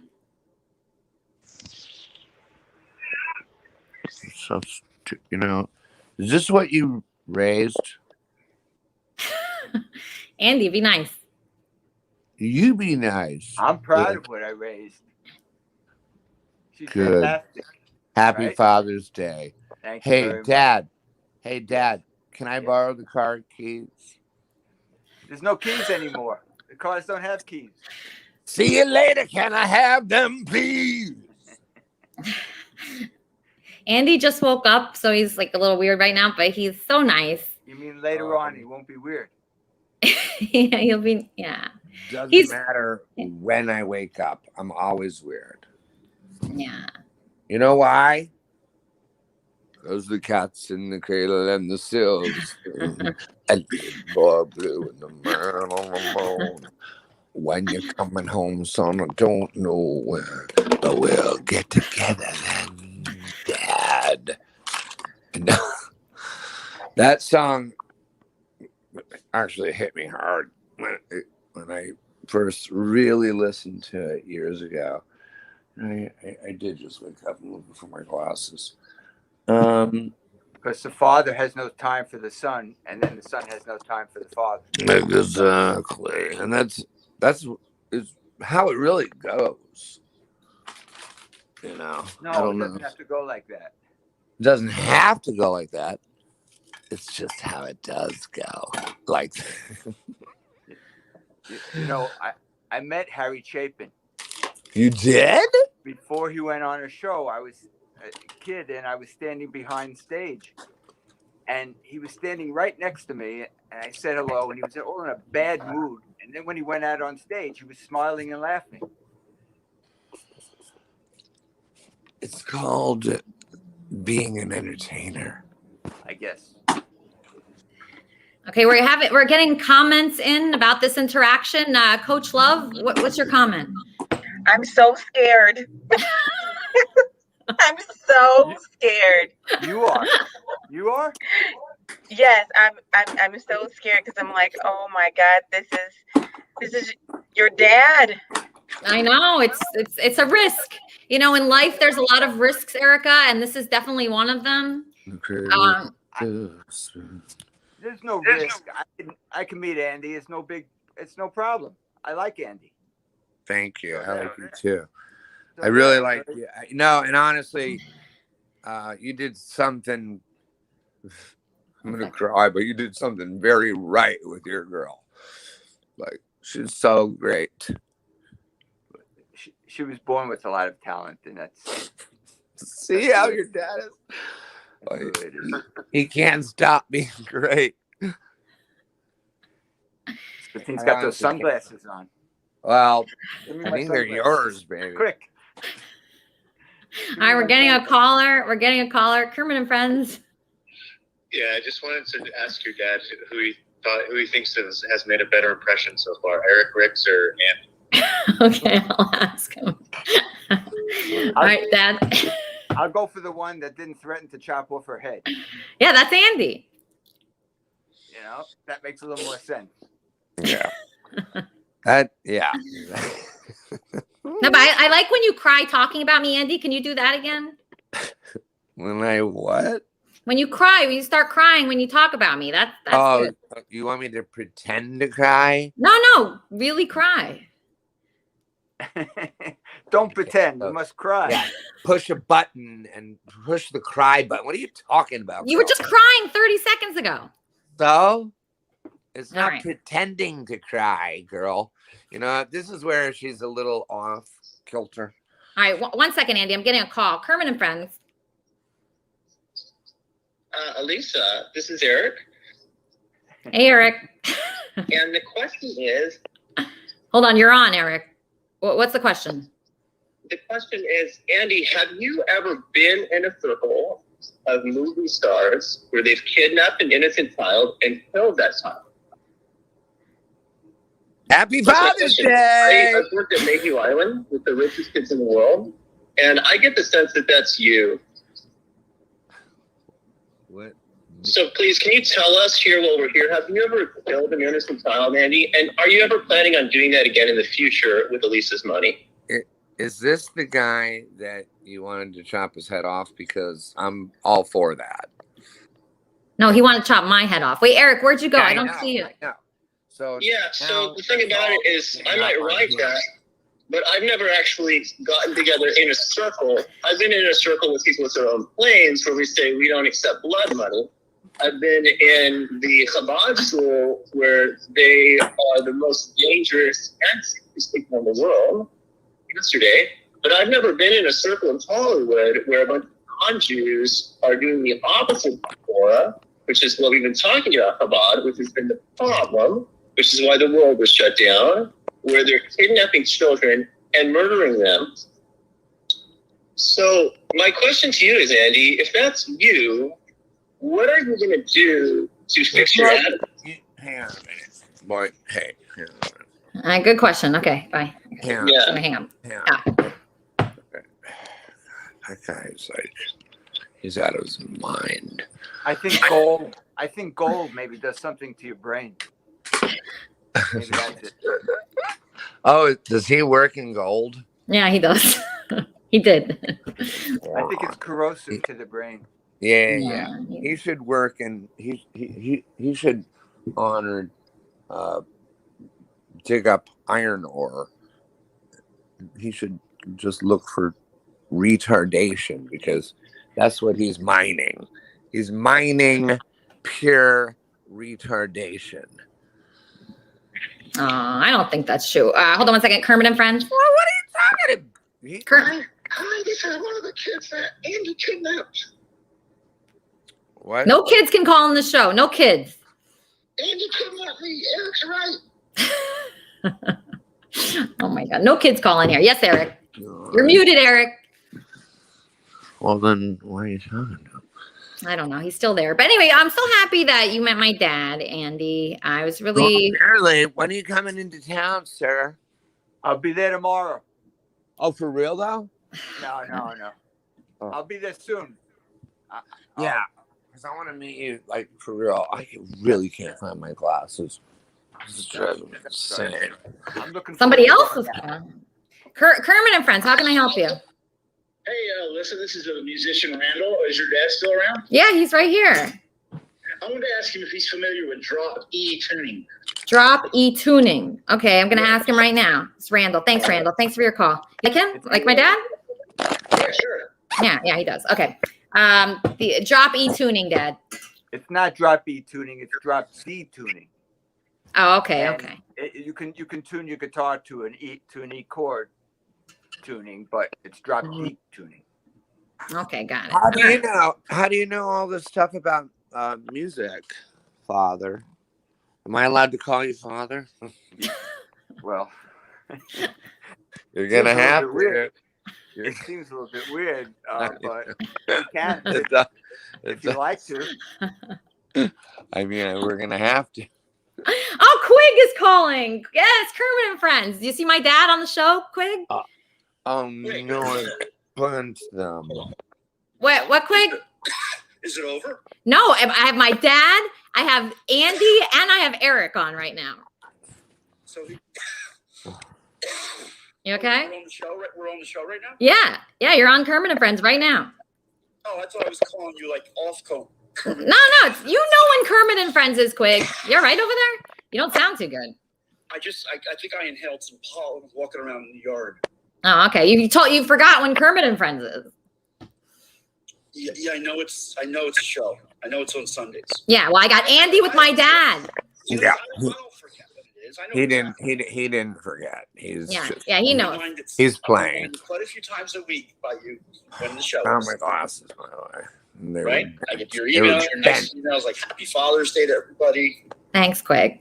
That's very nice. Yeah. Are people listening to us talk right now? Yeah. Yeah, you okay? No. Everybody. Nobody has ears. What is Andy thinks you're what do you think he's doing? Lying. Andy's accusing you of lying right now. I'm not accusing him. Well, he's saying he is lying. Yeah. He's lying. So everybody What am I lying about not knowing that the show is going on right now. And then can people No, I hear thought us? it was over. Usually by 3:30 you're done. No, it's usually right now, Quick. You said you wanted to make it shorter, like an hour. Quick, I'm on right now. I'm on. You know it. Come on. How many more minutes? Quick. I didn't know. I didn't know it. I'm glad. Are you calling to promote your NFT? Is that what you're calling? No, I'm calling because I want to say hi to you. Well, hi. I'm a little busy right now. I'm scared of my NFTs. I'm petrified. Why are you scared of your NFTs? I don't really need to promote them like somebody else is doing, which is a really nice feeling. I don't know. I never did this before. What, Quick? I never did an NFT before. I don't know what's going to happen. Yeah, I don't know. What's an NFT? Andy wants to know what an NFT is. Oh, my dad's showing your painting. Quick, my dad's showing your painting right now. He's the only one who got a painting for me for free. Wow. Oh, my gosh. He's a very good negotiator. Andy, look at that painting. That's a Quigley. That's a Quigley. Oh, my God, I can't. Lisa Giordano is a better negotiator than anybody on Wall Street. Thank you. That is a painting that Quigley painted for my dad. Gosh, I don't even know when that was. Yeah. But who's the 2003. Okay, Eric's calling. Yeah, Eric, what? Eric, I'm trying to put you on. It's tough like that. Can you hear me, Lisa? Yes. Okay. Now, what I wanted to say is, I'm real sorry about saying that about Andy. And I wanted to also apologize to your father. Okay. Because the Bible tells us not to speak like that about other people. Can you hear me, Lisa? Yeah. Yeah, I've never met Andy. I just get a vibe from the guy. Yeah. Like your dad, he's got a good vibe. Is Craig still there? Yeah, he's here. Yeah, like your dad has a really good vibe. And when I'm trying to do venture capital, and I'm like, man, I know Taylor's manager. I want him here. It's not that I dislike Andy or I want to say any of these kinds of things about him or against him or against any of his friends. You know what I mean? But the thing is, he does have the polar opposite vibe that I have. Can you understand that? No. It's actually not that opposite, but I hear you. It's not? No, I mean you're both interesting. You're both unusual. Okay.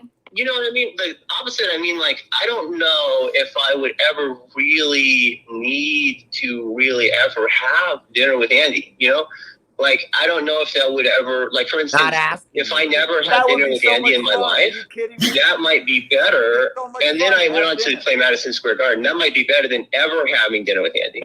You know what I'm saying? But didn't you come in town? Aren't you in town right now to have lunch with me and Andy? Isn't that the whole point of it? Yeah, but the thing is, his vibes are polarized. I would love to. Are we going to have dinner together? You and Andy and I don't know. Yeah, if you pay. See, that's what I mean. I don't know. Would he want to have dinner with me? Because, the thing is, I don't need him to go play Madison Square Garden. You know what I mean? And the thing is, I kind of need you because I kind of do need a female vocalist. And I kind of do need a fan base. I kind of need a platform, if you know what I'm saying, to launch novels. But I do not need Andy to do that. Do you need Andy to do that? I don't know, Eric. Kermit and Friends, how can I help you? Hey, Lisa, I made an amendment to my dad joke. Can I retell it? That guy. Sure. What a weird guy. Who's most likely to have a dead body in their backyard? Who? Eric Riggs. Yeah. That's the right answer. Sigmund's pretty innocent. Sigmund, Yeah. I love Sigmund here. Sigmund. Hey, everybody. How may Sigmund, we entertain you? yeah, what are you guys doing over there now? What's happening? We're here. I just took a sip of green tea and we're just enjoying. We were glad to see that Andy got on to on the show to see your dad today. Yeah, wasn't that nice? It took a lot. It took a lot of calls. I probably called over 30 times, but I got him on. Sorry. Baby, I didn't know that. I'm sorry. That's okay. That's I okay. really have been asleep. I think I go in. Now I'm crying. I go into a depression, because my dad's not around because he's dead. And your dad's right here. Look at him. He's doing good. Yeah. Your dad's doing good. Look how handsome. But Nice. I'd like to bring my wife over here, but Please. she's very shy. Please Come do. on, Come on, Jeff. Just let her say hi at least. Andy wants to say hello to you. Come on. Here she comes. Here she comes. Hi. Hi. Oh, there she is. Oh my God. Oh, One you're not second, gonna Claire. like this story. So my dad, my dad had a bunch of wooden nutcrackers where it's like a naked lady that you put the nuts between her legs and crack them from the 50s. I'm like, what is this? He's like, I got them when he was in the Navy for 21 years. And he said that they got him when, I think it was in the Philippines or something, from the 50s. And that's just reminds me of your mom and dad. The Nutcracker? You said it, not me. Oh, okay. I'm getting another call. Kermit and Friends, how can I help you? Hey, Elisa, it's Claire. How are you? Good. I'm doing good. My dad's talking to Andy. wait. I mean, so technically I'm not good, but yeah. What? Happy Father's Day. Your dad obviously is a cool dad. He was probably a cool dad when you were a kid too. Yeah. Happy Father's Day to Thank Andy. God he's cool, because right now I don't know how other people would handle it. Yeah, happy Father's Day to Andy and happy Father's Day to everybody else. But listen, the red flags on Eric are, I mean, how many are there? How many red flags are there on Eric so far? Wants to cut your head off, doesn't want to cut your head off. Wants to come have lunch with you. I mean, the way he says that, it's like, what you're still gonna come have lunch with me, right? I mean, that sounds really, Eric, I'm sorry, my friend, but you are a sick man. The things that you think, the things that you say, the conspiracy theories that run through your head are just all wacky, dude. Get some fucking help, Eric, before you do harm to yourself or do harm to someone else. Elisa, I'm sorry I couldn't watch the rest of the show live, but I will be looking at the replay. You're doing such a great job. Happy Father's Day, and beware of Eric Riggs. That's all I have to say. Have a great day, Elisa. Thank you. You too. Okay, so that's a caller, not an Eric Riggs fan. Yeah, not an Eric Riggs fan, really. There's a couple of Eric. Actually, I know somebody's an Eric Riggs fan. Her name's Lori. She's hosting the wrap-up show. What are you going to talk about on the wrap-up show, Lori? I mean, the musical performances. I remember that one lady, something about abuse, but I don't remember exactly what happened. Well, Erica will help you with that. Hold on one second, Lori. Kermit and Friends. Hey, Lisa, this is Eric. I wanted to respond to what Claire said. Okay. The thing about it, Claire, is that some people are really, really strong. That's what my rabbi told me. He said, just be really strong. And the thing about really bad people, the thing is there's really bad people in this world, Claire, is that they have an influence, and people get scared by them. And, me, myself, and I, when I'm sitting down with my Chabad rabbi, and we're trying to sort this thing out, there's a lot of fear out there. And the thing about Andy, Lisa, can you hear me? Craig, can you hear me? Yeah, my dad's here. Andy's here. Everybody's here listening. The thing is, in my career, I've never, like, for instance, I've never been in a gold office where they say, hey, we want to pay you $1 million, but, we want you on these kinds of things. I've been like, I don't do these things. It makes my hair stand up. I got to go. I'm feeling angry. And, the thing about Andy, there's a pretty good chance that he's, like, literally the polar opposite of me. Where it's not that I have anything against him. You follow so far? I think so. Yeah, it's not that I have anything against him. It's just I would not be caught dead at those kinds of parties, if you understand. And I don't know why that is. But, if you're listening, one thing is, Craig, I love your daughter, and I really miss her friendship. And I know in my heart if people told her, no, you can never talk to Eric. Eric is literally the Jewish people. You can't talk to the Jews. I don't think it had to do with that. I don't know what it has to do with, but the thing is, when I'm sitting down with all the rabbis, they're saying, man, anti-Semitism is a real problem. We've been struggling. It got really hard. It was like a Jewish company, Eric. It was like led by all Jewish people. I don't think that's what it was. Well, maybe you're perhaps right, Elisa. But the thing about it is, like someone like Andy's like really famous. Like millions of people know him. But the thing is, me in my heart, I just love this girl. I saw this girl at the Gold Company. I said she looks really beautiful. How can I get to know her? And the thing about someone like Andy is I think about someone like Mendy Kunin, who is the son of the West Coast Front, saying about David Guetta, I want to get together with David Guetta. And he says, you know what? I don't know who that is. I don't even know who that is. But someone like Mendy, do you remember when I gave you that kippah, Lisa?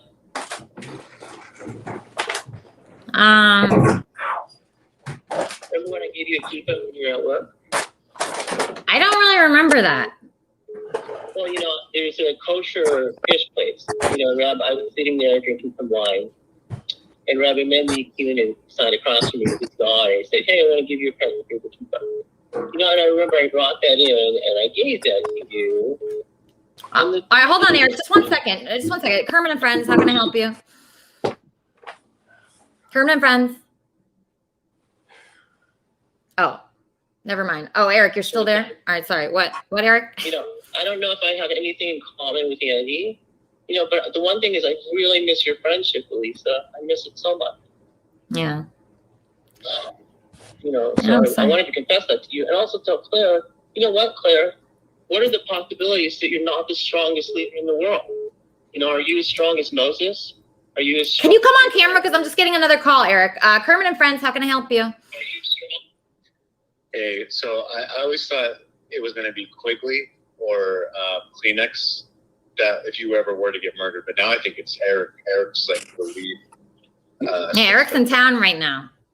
Yeah, Eric's still in the throne. Yeah, he's in town. Should I be afraid? It's up to you, Andy. By the way, What? I'm never afraid. Yeah, I know. Yeah, your dad probably likes that about me. You can't scare me. Yeah, Gonzo. Can you ask your dad just what he thinks about meeting Eric Ricks today and like his impressions? I don't think he liked them too much. If I were to guess, I'll ask him right now, but I don't think he liked them. Thanks, Gonzo. Yeah, Eric's still on the phone. How is Eric still on the phone? I hung up. Dad, Yes. did you hear the question from the caller? I think of Tony Perkins when I listen to him, Eric. I think of Tony Perkins in Psycho. Yep. Oh, yeah. In the yeah. shower. In the shower. Yeah. Yeah, that's he wants to take me and Andy to lunch. It would be a free lunch, Andy, so that's the one good part about it. I'm in.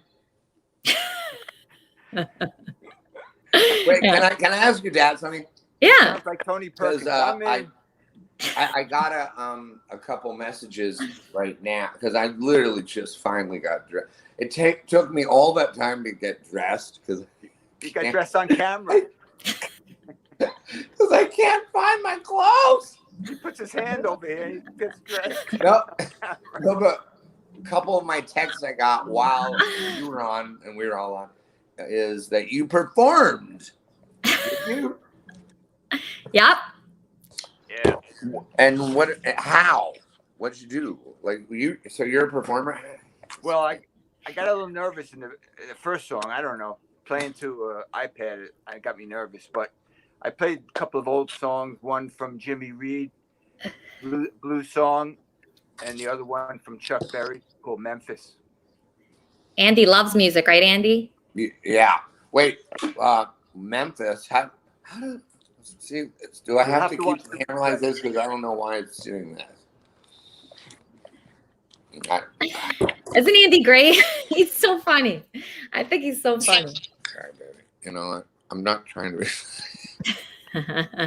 I honestly. The thing about Andy is like he tries, even though I know he was really tired. He was so tired. I could tell, you know, when I called him earlier, I thought, man, there's no way he's going to make this show, but he tries, you know, he really tries to do things. And he shows up. Yeah. I love that. I love that about him. Right, Eric? Yeah. Can you hear me? Yeah. Yeah. What do you think? Eric, Andy showed up today to meet my dad. How nice is that? Well, okay. So here's the thing. I think it's really nice. But, you know, if you want to know my honest opinion, you know, in terms of making this like Oprah, you know, the problem about this whole situation, Craig, I'll just tell you from the bottom of my heart, is I proposed to your daughter. Okay. Oh, she God. said yes. Okay. No, in front of David, her mentor, you know, and it was pretty much like a matchmaker situation. Match made in heaven. A music producer, he's a vocalist. This is going to be awesome. You know, I'm studying vocals with Seth Riggs. He's Michael Jackson's vocal coach. This is like perfect. I love this girl, you know, but if you want to know the honest to God truth, you know, in terms of this show, like this show. Wait, is, Eric, you know, I'm sorry. Eric, I want to stop you. Turn your camera. Yeah. You know, the thing about the show is the honest to God truth is that way before So Andy you're going to showed get your up ass here- kicked. How about that? No. Let's stop there. I'm No, gonna kick your mother effing no, okay, ass. because you do not control the Fed. You're not Jewish, okay? It's going to take you a long time to get there, okay? So whatever spy mission you have going on in your head, until it becomes Jewish, it's not really real. It's not like Moses, okay? So the thing about it is that way before this person showed up and said, no, this girl who has $2 million, I get half of it. Come on, I'm funny, I'm cute, I've got friends, I can bang a lot of chicks, I can get this guy, I can bang him. You know, before all that happened, you know, I was texting Elisa, I was hanging out with Chris. I was getting her show kind of lined up in the hotel with Chris Dickinson. You know, we were hanging out with the Hells Angels, you know, early on in their trucks, thinking about it, way before this person showed up. Now, also part of the back end, Chris, is the social media people. Who's with Chris? I don't know who Chris is either. Chris Dickinson. Oh my God, he's talking about Chris Dick. Kleenex. What? No, okay. No, You so need a psychiatrist. You need a very. Wait, hold on. Gonzo's on the phone. Eric, turn your camera right now, horizontal. Kermit and Friends. Yes, this is actually the loony bin. We're looking for a gentleman named Eric that escaped our facility. We heard he's been calling your program. No. So Thanks, the thing about it, and I don't know if you know this about me, Craig, you know, but every week I talk to my Chabad rabbi who teaches at the Chabad school every week, you know, and so when I walked in there, I was like, this is really interesting, you know, because he actually teaches every single Chabad rabbi, and he's also my teacher, you know. So when I'm saying these things, I'm not just saying these things. I'm saying it on his behalf, you know. And people might say, well, that's crazy that the Chabad rabbis believe this every single week. I just want to say I'm against meditation. I really am. But in your case, I think I need to make an exception. Okay, I like that. I've been trying to meditate, Craig. Work on my breathing. I try to get not meditate. Not meditation. That is not. Oh, medication. You need. You know you need. Yeah, well, you know what? The thing about it is, you know, when you interact with mind, like Andy's mind, you kind of need medication. You know, someone who does like hardcore narcotics, bangs guys, bangs big groups of chicks. You kind of need medication because of the holes in the brain. Yeah. There's a lot of holes in the plot line on my end. But you know, a lot of it, Craig, has to do with. Wait, hold on. Let me see what Andy's saying. Hold on. Andy's asking. Did you have sex with this fool? No. We worked together. He was sat behind me. That's it. Is that I, in my heart, am just totally smitten with your daughter. I'm like completely smitten with her. Wait, I'm getting a call, Eric. Eric, just 1 second. Kermit and Friends. How can I help you, Kermit and Friends? Yeah, how does Andy feel about Eric flirting with you right in front of him? Yeah, that's a good question. Thanks, Erica. Yeah, did you hear that, Andy? Did you hear the question? What? Say it again. I don't think he cares, you know, Erica. so I don't know. It's kind of like the bottom line, Craig, with Andy is that he was just going to be a friend until he realized she had a couple $1 million and he didn't have any money. So then he was like, "Oh man, I can do these things to push these buttons, you know." And the thing about it is that then I have to reflect on this person because I love your daughter, and I want her to keep going and keep growing, you know. And the thing is, the $2 million didn't come into the picture until we were talking about my friend Chris, who owns a business brokerage, and he makes like $2 million a year. So I was like, okay, we got to find the real number to balance and figure it out. But the fact is that if our plan together, him, he needs to what's be wearing up? a straitjacket. He did. Not He have did. dinner with Byron. him unless he's secured. Yeah, he'll be secured. Actually, Byron just wrote to me that he's a big fan of my dad. Byron, is that true? I am. All the What did I do wrong? all the good jokes that he's coming up with spontaneous. I love it. Yeah. See, Dad, I completely agree. He needs to be the exception for medication. Yeah, I think we all Very agree that. strong. But The strongest they And, have. and not only do you have a really good mindset, Craig, it's very cleanly, you know. And I could see, yeah, really, no, seriously. And the thing is, when we're here, for some reason, I'm not reflecting on this kind of filth, and the filth doesn't come out of me because I don't have to reflect on it. I'm like, oh, thank God, I can just reflect on Craig. So that's the thing. It's like I want to talk to your daughter again because I love her friendship. But the thing about it is, I have a normal mind. I don't do drugs. I get up at 4 o'clock. I go for an hour run. I get on the phone. I crush it. Change. I need to change. wait, Charmin has a question. Charmin, I saw that you had a question. What was your question? I'm not sure which one it is anymore, but poor Craig. How many times have you had to deal with boys fighting over Elisa? Not really. It's Like, just happy recently. Father's Day. That's a Like, good question. I This like isn't that the question. first time for sure. That's a good It's question. definitely not the Let's first let time. Craig- Definitely not the first time. Like, this I also happened. wanna- Like, I And also wanna how tell many you, Craig, times have you done this before? Who I also wanna was tell the you, Craig, craziest boyfriend Elisa ever had? Because Yeah, clearly the thing about Eric it is is that- not the worst. now. Eric and Let Andy me- are not no, the the other worst thing I want to boyfriends. tell There you, has Craig, to have is that been my another one here. tactic, if it's So we're just about her missing money, somewhere okay? between these Let's two. say There's it's an just about arc that Elisa's takes money. place. It's just about her money, and all I want to do is win her money in the end. My tactic for winning her money, to balance it and grow it, my only tactic I have, because if I just say, okay, if this is only about her $2 million, let's just be real about the math. That's when you My can hear only the tactic, Jew in okay, you, you know? is honest, open communication. You know what Andy. his tactic is? Fucking men in the ass. You know what his tactic is? Getting 10 women and fucking 10 women in the ass. And the thing about aggressive tactics like that, Craig, is that it wears on the soul, brother. It so wears on your soul. And you say, I'll just should know. continue to be upfront and honest because I'm not having sex with any other women. I'm literally like, No I just kidding. need to No save up kidding. and get They're together with running away from Elisa you. because They're she can so be far my away from artist and we China. can go play sold out arenas. Like, You get further I- far enough away from you. what's the big deal? So the thing is, like, I could go have sex with other women to make her jealous, I'm but I feel like it's not the right tactic. I don't think I'm so. so glad she has you. I don't think it is. I don't think it's the right tactic because the thing is, if you do that, you're not So going glad to that you really take the $2 million and turn it into Is he 4 in- million in and Denver? 8 million, and then you're Oprah. Your tactic is to find out that we're already doing something and eat away at my soul. But the thing is, I think that's why God gave the Jew the godly soul too, so that even if you eat away at my soul, God will still come and have another soul. And maybe that's where we get together as two Jews, Craig. So I want to share that with you because if I'm just like, the only thing I want is your daughter's $2 million because I want to manage it properly. I want He's to really How are you gonna he's manage really investing pulling in the. gold, the worst investment ever? All right, Eric, all right. Do you think you're being a nice guy in front of, you know, Well, I'm being Elisa's honest. dad? Do you think you're being a nice guy?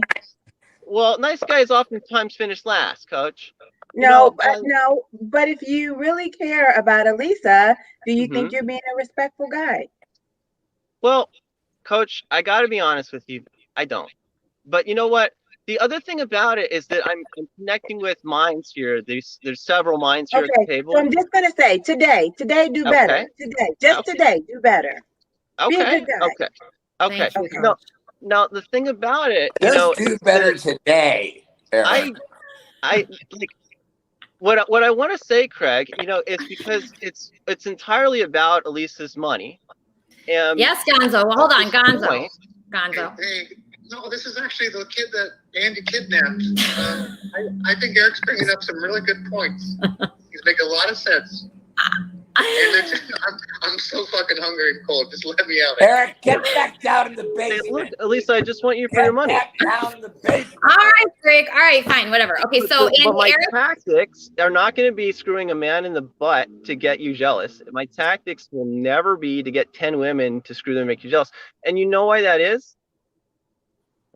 Why? Elisa, because you know very well if we were husband and wife and we were doing business, we were playing arenas, we're doing #1 hits, and you walked in and I was screwing another woman, what would your reaction be? It's hard to imagine that scenario. You'd be so fucking pissed off. It would totally kill your vibe. And when you're in the middle of a good place, if you saw that, you would literally be so pissed at me that you probably wouldn't even play the concert. You probably would storm out pissed off and never talk to me again. It's Okay. really like And you- so when my tactic is to say, okay, What's he you know talking what? about? I don't necessarily understand the politics, but that aside, Oh my God, this guy is when I so- saw Lisa, I said, hey, this is going to be a good wife. She looks like a great wife.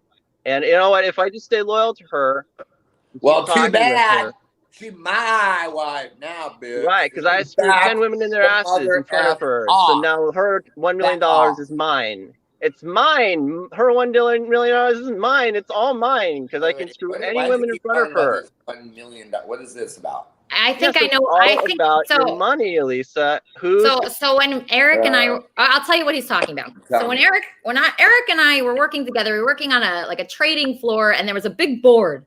And on that board, it had the deals on the board, and it said the amount that was like the total deal. So I think what he's talking about, he calculated that, and he just thought it was all mine, right, Eric? Right. So the thing about it is Mark Cuban, who our founder would mentor, says it comes down to one thing. Who's got my money? Right? Who's got my money? So who do I need to see to get Not more Elisa. money? You would see David. David had your money. So Elisa you'd send him a call, he would have your call, and then he would cash it in. He had your money. Baby. Yes. Do you And have I a- believe Elisa has my money. So the thing about that $2 million, it's not just $2 million. He It's really is my like a $2 million. gnat, like a I think mosquito in my ear. Okay. Fucking slap him. Okay, Gonzo, yes. Yeah, this is Mark Cuban actually. Eric, what the fuck, man? Those are private conversations. I don't need you here blabbing on Kermit and friends about what we talked about. You're out of. I'm cutting your ass out of the company. Eric, you're gone. Mark Cuban called in for you, Eric. Was that really him? Yeah, So Mark no- Cuban's not happy with Eric right now, and I Are can see you- why. No, Elisa, was that no. really Mark Cuban? Mark Cuban, No. And the thing about it love is him. when you really dial in, and you think stepped about up. what Mark Cuban said, where he said, "Okay, do you want to know what the secret is, Lucas?" And he said, "What is it?" And Mark says, "Stay on the phone." When I'm on the He doesn't phone need and to. you're not in He a good doesn't mood, need Elisa, to. I can He feel can it. shut Not you up only can I real feel it, quick and get but the off. clients I will think yell Mark at me. Cuban's calling They'll back. mirror it. Mark Cuban is They'll calling. shout at me. Mark Cuban's calling me back. Mark Cuban, hey, how's it going?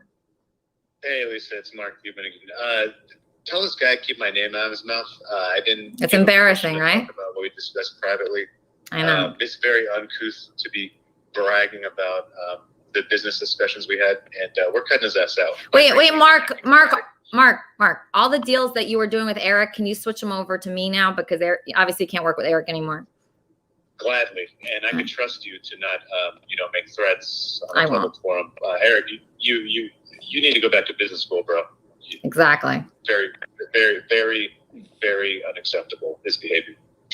Exactly. I agree. All right. So I'm going to take over your deals, Eric. I don't think you're really capable. Now, okay, let's say you have $2 million, okay?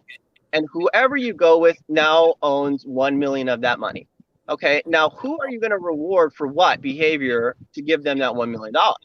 Are you going to reward the person? Okay, now so let's think about Peter Thiel, who says you date your person for about 3 months and you decide if you're going to invest in them or not. Okay, now if you have $2 million from the firm, and you have 1 million that you're going to cut a check to the other side, and you're going to say, okay, now who, after dating you for a year, listening to everything you have to say, feeling your vibe, feeling you up, feeling if I want to go into business with you or not. Peter Thiel says you don't just go to a party and then go into business with somebody. You have to date them. You have to figure out who they really are inside. Now, yeah, I'm looking forward to working with Mark. Are you going to cut the $1 million to the person that fucked 10 women and then a guy for a long time to get to know you? Or are you going to cut the check for $1 million to the guy who's loyal to you? Are you talking about Andy? Because you're cutting a check for $1 million to him as we. Hi, this is Jeff. Hey, hello. Yes. And you're hi. This is Jeff Bezos. My buddy Mark Cuban just called me and told me to completely stop doing deals with this guy Eric. He's making very bad impression. Yeah, he's not like professional at all. He's telling all your business. Yeah. And he's threatening to kill Andy Dick, beloved comedian Andy Dick. Unacceptable. Yeah, unacceptable. Exactly. The Fed will do that if the Fed needs to do that. That's why we have a lottery commission. But now the thing about it, Elisa, if you really think about brass taxes, let's get down to numbers. Remember that scenario where you walk in and I'm screwing another girl and we're married? That would never fly, right? That would never fly. You would be livid, you'd be upset, you would probably break things, you probably would not ever get on stage again, and you would never trust me again. Now, the thing about that is that's in an upward slope, right? So if you're going permanent friends. Hi, this is brass taxes. I just wanted to ask Eric to stop talking about it. Okay, brass tacks called for you, Eric. He doesn't want you to be talking about him anymore. But I think we should just all make up right now and just hear a song. Oh, is that Lucas? Oh, hi, Lucas. No. Elisa, what I think we should do is think about Peter Thiel. Think about Peter Thiel, Baby, because that's who we're really. What'd you say, Andy? Fucking finally got rid of that fucking bitch ass faggot. What? I'm gonna go insane. So you need to answer me truthfully. Did you guys ever have sex, you and him? No. What's his fucking problem? Why is he all over your fucking nuts? I'm over it with him. I don't know. Just love it. You like to stir me up. Hey, where's your dad? Because Craig, what's your dad's name? Craig or Greg? Craig. Craig. Well, where is he? Anyways. He's right there. Okay. Because so far, Andy and I, we see eye to eye. Perfect. All right. I don't know what happened to Andy, but it's been a fun show, right, Dad? Oh, great. It was great. All right, good. He needs help, but Yeah, he's okay. He has some good qualities too. He's not all bad. I'm sure he's very good, but he should know that, anyway. Yeah. He needs help. And if you need help and you're watching this, you can reach out to Katha, who was our guest earlier, and she can help you, right, John? Yes, sir. All right, John, play us out. You want me to restart that song again then, right? Yeah, restart your song. I want to thank everybody for being part of Kermit and Friends, my dad especially, Wappy and Sigmund, Byron, Coach Love, Charmin, Eric, Andy, Lori, everybody here. And don't forget to donate to Benji so he can run his marathon. And just thank you all for being part of Kermit and Friends. Happy Father's Day. Okay, let's see if I get the mojo again with it. I'll try. A child arrived just the other day. Came in the world in the usual way, but there were planes to catch and bills to pay. He learned to walk while I was away. He was talking before I knew it, and as he grew, he says, I'm gonna be like you, Dad. I'm gonna be like you. But the cat's in the cradle and the silver spoon. A little boy blue and the man in the moon. When you're coming home, Dad, I don't know when.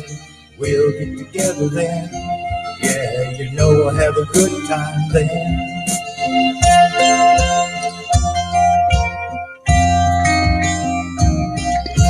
Buddy. Bring that back up. Sun turned 10 just the other day.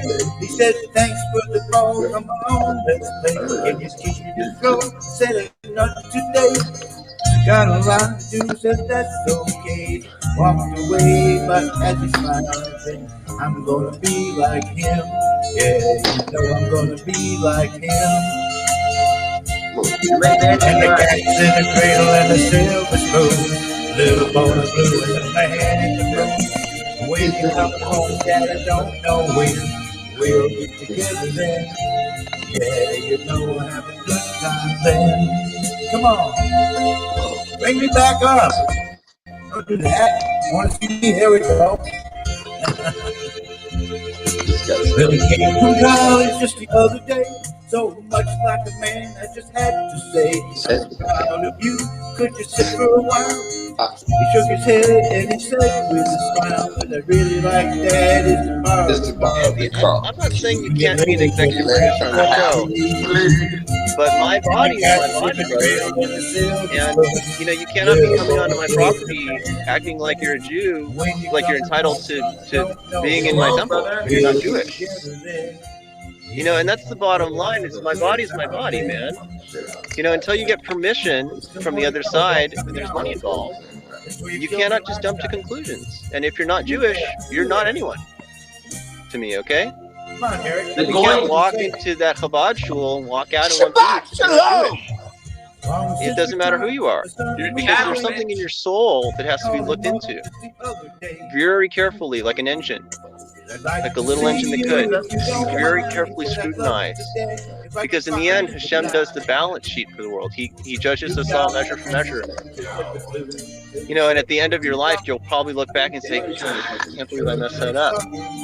I wish I would have worked with Eric to become an executive producer on this show, because he would have made me a deal that I couldn't refuse.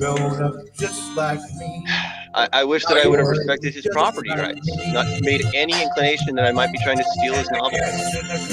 But you know what? Eric will still work with me because we've been working together. But my body is my body. And the quick root for you probably is not true. You know, you have so many people over there on your side. I don't have anyone. I've got a chick. You have so many people, Andy. You have so many people to turn to. You don't need to come after my things. My things. I need Eric's things. I need the things of the Jews. Mine. But the thing is, it's my butthole. It's my penis. It's my abs. It's my heart. It's my soul.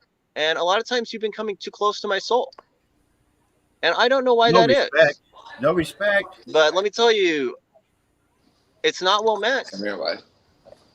And the idea that you will disappear and be really successful somewhere else is probably more real than you being a producer for us. Andy, Yeah. I love you, man. Yeah, like I would have been like, I love totally, you you too. could be an And I'm executive glad producer, you but got your my back. your tactics Like this guy, are so like, why does underhanded, Lisa- and they're yeah. so distasteful, Why does and they're he- so why not does my Jewish, baby let this guy and they're so unholy fuck? that I'm I don't getting think angry. I would ever want to work with that Like, person. you know what? And I think Peter Thiel would probably endorse that. Peter Thiel would say, no, listen, no, if you dated somebody, Peter Thiel, who took out bin Laden, you know, would probably say, listen, no, if you dated somebody and they act a certain way, you know, and everybody's watching it, you know, and the funders are watching it, you know, and these tactics are so blatant. No, it's not that later on this person is entitled to Shut the something. fuck No, up. they dated that person. This person acted in ways that were totally unprofessional. You know, and this person totally tried to move towards stealing your novels and selling them out to people, moving into her house, you know, things that are sort of blatantly obvious, you know, to Peter Thiel, I wanted to give who's him a looking shot. at You're it saying, such a dumb no, piece I of shit. I don't think that She Peter asks Thiel would invest me in you. every day. You know, and when Eric is I don't want- here, you oh my know, God. when Eric is here, and he's on behalf of Yeah, Peter he's Thiel, in a lot of who's shit. really running the balance sheet, you know, dumbass. and he says these things, and you just take it seriously. You know, Eric knows all of them. And like, here's all the Jews that do all the funding in LA, and he knows all of them. So when you show up and you do this to my body, and you think you're cute, you're winning a beauty pageant, You live in you your know, car. the fact of the matter is that it is not well meant. It's not well received. Blase, blase, blah. Who gives a fuck? It's not well received. Okay. And the thing about it, you know, is that when we do date for a year and it's not well received in the end, there isn't a cash handout for you for $1 million, my friend. What there is no criminal charges. What there is no civil charges. What there is saying, hey, you do know everybody in LA. You can put something together on your own, brother. Right, but brother. the itemization of when you'll be a producer for me Is this like is not well met. Because you've been an enemy. It's pseudo intellectual. Like And I am Did the you Jewish hear that?